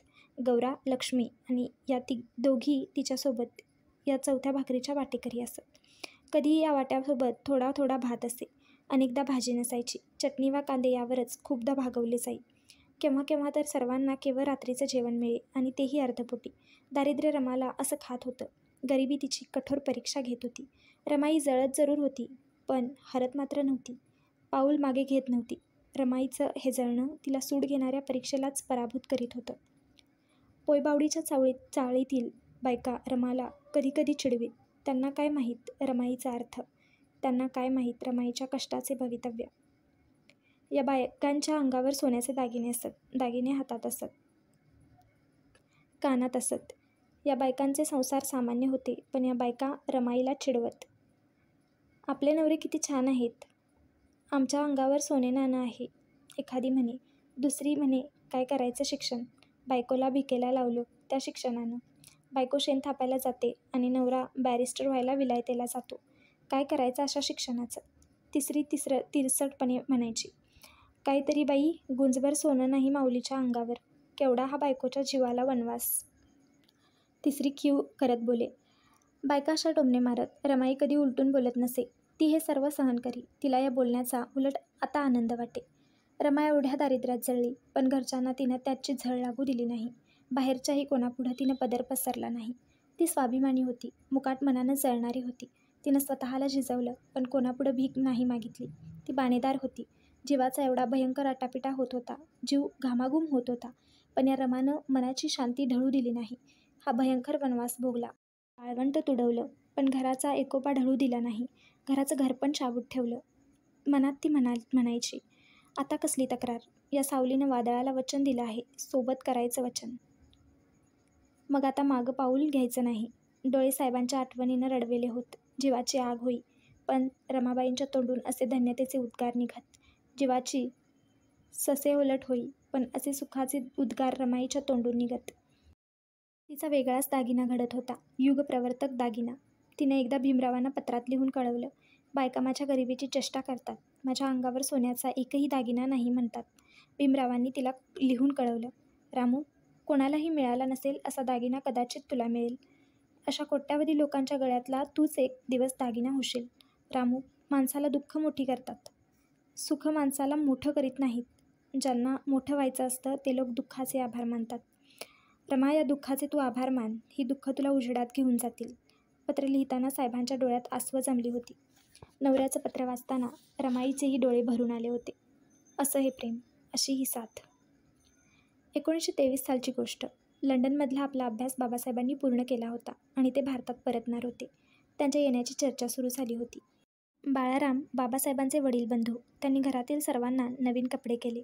बाबासाहेबांचं भारतात येणं हा आंबेडकर कुटुंबातील उत्सवाचा भाग होता. एका प्रदीर्घ विरहाचा अस्तव आणि भेटीच्या आनंदाचा समारंभ असं या घटनेचं स्वरूप होतं. सर्वांचीच मनं सुगंधी झोके घेऊ लागली होती. सर्वांच्या मनात सुख दरवळू लागलं होतं. बाळाराम तसे भांडखोर. बाबासाहेबांच्या कुटुंबाची वाताहत होत होती, तरी बाळाराम वेगळे राहत असत. पण काही कार्यकर्त्यांनी बाळारामांना विनविले, ते कुटुंबात राहायला आले. तर 1923 साली बाबासाहेब येणार असतात. ते घरातल्या सर्वांना कपडे करून देतात. रमानं स्वतःसाठी चांगलं लुगडं घ्यावं म्हणून रमाला ते पैसे देतात. पण रमाचं काळी स्वतःसाठी तुटत नव्हतं, ते तुटत होतं बाबासाहेबांसाठी. स्वतःसाठी काही घ्यावं, ल्यावं असं तिला वाटत नव्हतं. मला काय करायचं आहे नवं लुगडं घेऊन? माझ्या इच्छा फार समजूतदार आहेत. माझं स्वप्न फार शहाणं आहे. माझी सारी सुखं आता त्यांच्या सुखाशी बांधली आहेत. मला सुखी करायचं आहे माझ्या पतीला. त्यांच्या पुढच्या सर्व वाटा मला मोकळ्या करायच्या आहेत. त्या वाटांच्या पावलांमध्ये गती धावावी यासाठी मी प्रयत्न करीन. आसवांनी भरलेले आपले डोळे रमाई पुन्हा पुन्हा भरू देत होती. आसवांसोबत स्वतःचं मन ती असं मोकळं करीत होती. आणि रमानं स्वतःसाठी काहीही घेतलं नाही. बाळारामांनी तिला लुगड्यासाठी दिलेले पैसे तिनं कसे खर्च करावेत? रमानं बाबासाहेबांसाठी एक धोतरजोडी घेतली, झोपण्यासाठी गादी घेतली आणि जेवणाला बसण्याचा पाट घेतला. चंदनाचा सुगंध इतरांसाठी असतो, चंद्राचं चांदणं इतरांसाठी असतं, तसं रमाचं सर्वस्व बाबासाहेबांसाठी होतं. आणि 1923 साली बाबासाहेब बॅरिस्टर होऊन आले. खूप लोक त्यांच्या स्वागतासाठी गेले, हजारो लोक गेले, पण रमाचा तर पतीच आला होता. तिच्यापुढं मात्र वेगळाच प्रश्न होता, बाबासाहेबांच्या स्वागताला कसं जावं? आपल्याला लुगडं एकच आहे आणि तेही फाटलं आहे. फाटलेलं लुगडं नेसून मी नवऱ्याच्या स्वागताला गेली तर लोक बॅरिस्टरची बायको फाटकं लुगडं नेसून आली असं म्हणतील. माझ्या नवऱ्याची मान खाली जाईल. नाही, माझ्याकडून असं काही घडणार नाही, कदापि घडणार नाही. पण स्वागताला तर जायचं आहे. रमाला आठवलं, कुठल्याशा सत्कारात भीमरावांना शाहू महाराजांनी जरीचा पटका दिला होता. तिनं तो काढला, नेसली आणि ही भीमरावांची पत्नी त्यांच्या स्वागताला गेली. कोणाच्याही लक्षात आलं नाही, पण भीमराव, उडत्या पाखराची पिसं मोजणारा माणूस तो. शब्द ओठावर येण्याआधी अर्थ लक्षात घेणारा प्रज्ञासूप पुरुष तो. यावेळी रमाईसाठी रडता येणं शक्य नव्हतं. हजारो लोकांचा गराडा भोवती होता, पण भीमराव यावेळी रमाईसाठी रडले. ती आसवे दिसली फक्त रमाच्या आसू भरल्या डोळ्यांना. यावेळी बाबासाहेबांच्या डोळ्यातून काळीच सांडत होतं आणि ते फक्त रमाईला दिसत होतं. रमाईच्या डोळ्यात करुणेचा डोह होता. व्याकुळ बुद्ध तिच्या नजरेत होता. रमाई करुणेची कविताच होती आणि भोवती हजारो लोक होते. तरी केवळ भीमरावच रमाईच्या डोळ्यातील ती करुणेची कविता वाचत होते. आसवे आसवांशी बोलत होती. काळीच काळजाशी बोलत होतं. भीमराव जयजयकारात घरी आले. दार ओलांडून आत आले तेव्हा, "साहेब." हा मनातील सर्व भावनांच्या उत्साहानं भरलेला उद्गार रमाईच्या मुखातून निघाला. बाबासाहेबांच्या पायावर रमाईनं डोकं ठेवलं. बाबासाहेबांच्या पायातील दोन्ही बूट आनंदाश्रूंनी भिजले. रमाईचं अंतःकरण आसवातून ओसंडत होतं. रमाई आसवांनी आक्रंदत होती. तिच्या आसवांनी तिच्या मनाचे, कष्टाचे डोंगर आणि दुःखाचे पर्वत दूर केले होते. रमाचं मन हलकं झालं होतं आणि पिसासारखं तरंगत होतं. "साहेब." हा शब्द तिच्या तनामनातून निनादत होता आणि जीव रिमझिम झाला होता. रमानं आपल्या आयुष्याचा अमोलिक दागिना खोलीत नेला. सुखानं ती कासावीस झाली होती आणि डोळ्यांनीच खूप काही बोलत होती. रमाच्या मनाचं आभाळ आता भरून भरून आलं होतं. रमाचा प्राण परदेशातून आला होता, खूप तेजस्वी होऊन. तिच्यापुढं ज्ञानाचं लावण्य उभं होतं. तिच्यापुढं एक युगंधर प्रज्ञासूर्य तळपत होता. तिच्यापुढं साक्षात ज्ञानच झळाळत होतं. रमाई त्याच्या अपूर्व तेजानं दिपून गेली होती. रमानं 7 वाजता बाबासाहेबांच्या न्याहारीची तयारी केली. पण रमाईच्या साहेबांना आता जनसागरानं घेरलं होतं. सागराची भरती थांबत नव्हती. साहेबांना फुरसत नव्हती. सकाळी 7 वाजता तयार झालेली न्याहारी 11 वाजता साहेबांच्या पोटात गेली. रमाईच्या वाट्याला असे निखारे आले. ती आसवांसोबत जगली. तिच्या डोळ्यात दुःखाचे सौंदर्य आहे. हे कासावीस करणं सौंदर्य म्हणजे रमाई. दुःख हीच रमाईची शक्ती आहे. रमाईचं जगणं म्हणजे दुःखाचं जगणं, सुख फुलवीत जगणं. काही वेळाने गर्दी ओसरली. त्यांनी घराची अवकळा वाहिली. घराची अशी पानगळ झाली होती. घर गरिबीत गांजलं होतं. उपासानं खंगलं होतं. भीमरावांनी रमाईला विचारलं, "हाती काही नसताना कसं सांभाळलं तू घर?" रमा बोलली नाही. त्यांनी नंतर यशवंता आणि मुकुंदाला विचारलं. त्यांनी सगळी कहाणी सांगितली. साहेब आपल्या अभ्यास करण्याच्या खोलीत गेले. दारातून लावून घेतलं आणि रमाईसाठी हमसून हमसून रडले. या करुणामयीनं त्यावेळी खूप रडवलं त्यांना. या रमाईनं भोगलं पण तक्रार केली नाही. स्वतः जळली पण त्याची धग कोणाला लागू दिली नाही. तोंडातून कठोर शब्द काढला नाही. तिनं नवऱ्यासाठी अपार कष्ट उपसले पण त्याचा उच्चार तिनं नवऱ्याजवळ केला नाही. ती अशी अबोल होती. तिला माहीत होतं आपल्या प्रिय माणसासाठी अनंत यातना भोगाव्या, अनंत कष्ट भोगावेत, पण कोणाजवळ ते बोलू नये. आपल्या प्रिय व्यक्तीजवळही त्याचा उच्चार करू नये, सांगू नये, भोगावं. सांगितल्यानं कष्टाचं मोल कमी होतं, प्रेमाची किंमत कमी होते. कळतं, न सांगताही ते कळतं, पोचतं. नजरेच्या पुलावरून या न सांगितलेल्या गोष्टीही रहदारी होत राहते. रमानं नवऱ्याच्या नजरेतील कृतज्ञता भिजल्या डोळ्यांनी वाचली. आयुष्याची कमान करून तिनं दुःखाचं स्वागत केलं, सत्कार केला दुःखांचा. या दुःखांनी रमाला काय दिलं? रमाची या दुःखांमुळेच रमाई झाली. कोट्यावधी जीवांची ती सांस्कृतिक आई रमाई. कष्टांनी रमाईला पोखरून टाकलं होतं. दारिद्र्यानं रमाईचं शोषण केलं होतं. 1925च्या सुमारास तर त्यांची प्रकृती एकदमच ढासळली. बाबासाहेबांच्या मनात चिंतेचे ढग जमले. साहेब रमाजवळ गेले. त्यांनी तिच्या कपाळावर हात ठेवला. रमाईच्या डोळ्यातलं तेज ओसरलं होतं. जड आवाजात बाबासाहेब रमाईला म्हणाले, "चल रामू, आपण काही दिवस बाहेर जाऊन राहू." "कशाला?" थकलेल्या खोल आवाजात रमाई म्हणाली. "हवापालट होईल, तुला बरं वाटेल." "नको, उगीच कशाला खर्चात पडता." "येऊ दे खर्च. डॉक्टर उदगावकरांचाही हाच सल्ला आहे. जाऊ आपण." "मला कुठंही जावंसं वाटत नाही. काय बरं वाईट व्हायचं ते इथंच होऊ दे, आपल्या घरात. सर्व ठीक होणार आहे रामू. तू धीर नको सोडू. माणसानं हिंमत सोडू नये. या हिमतीच्या जोरावरच गडचे गड चढता आणि उतरता येतात." "बरं, तुम्ही म्हणता तर चला," रमाई म्हणाली. आणि रमाईला घेऊन बाबासाहेब सोलापूर जिल्ह्यातील बावी इथं गेले. तिथं वालचंद्र रामचंद्र कोठारी यांच्या मळ्यात पाहुणे म्हणून राहू लागले. नंतर काही दिवस ते विद्यार्थी आश्रमात गेले. तिथं त्यांना काही शिकार शौकीन भेटायला आली. साहेब त्यांच्यासोबत शिकारीला निघाले. अनेकांनी सांगितलं, रमाईनं सांगितलं, "खूप उन्हं आहे, तुम्हाला त्रास होईल. कशाला जाता साहेब शिकारीला?" पण साहेब जिद्दी. त्यांनी खांद्यावर बंदूक घेतली आणि गेले. हरणांचा कळप दिसला. त्यांच्यासोबतच एकानं नेम धरला. नेम कसा धरायचा हे त्याला समजावून सांगण्यासाठी साहेबांनी वीरासन घेतलं. बंदूक खांद्याला लावली आणि चाप सोडला. बंदुकीच्या धक्क्यानं त्यांचा तोल गेला आणि ते पडले. हनवटीला लागले. रक्त वाहायला लागले. परत आल्यानंतर रमाईला ते दिसलं. रमाईनं जखमेवर गरम हळद लावली. हळद लावता लावता रमाई बाबासाहेबांना म्हणाली, "छान झालं. आता परत नाही ना जाणार शिकारीला?" हरिणांना तुम्ही दिसताच वाटलं असेल, आज चिंता नाही. शिकारीला बॅरिस्टर आलेले दिसतात, म्हणजे आज आपलं मरण टळलं. साहेबांच्या लक्षात तिच्या बोलण्यातली खोच आली. ते गालातल्या गालात हसले. रामूनं आपली छान टिंगल केली याचा त्यांना छान आनंद झाला. पण त्यांनीही कडी घेतली. ते म्हणाले, रामू, वाघासिंहाच्या शिकारी करणारा युगंधर शिकारी मी. लहान सावजांना तसं वाटलं तर त्यात मला आनंदच आहे. आणि दोघेही खळखळून हसले.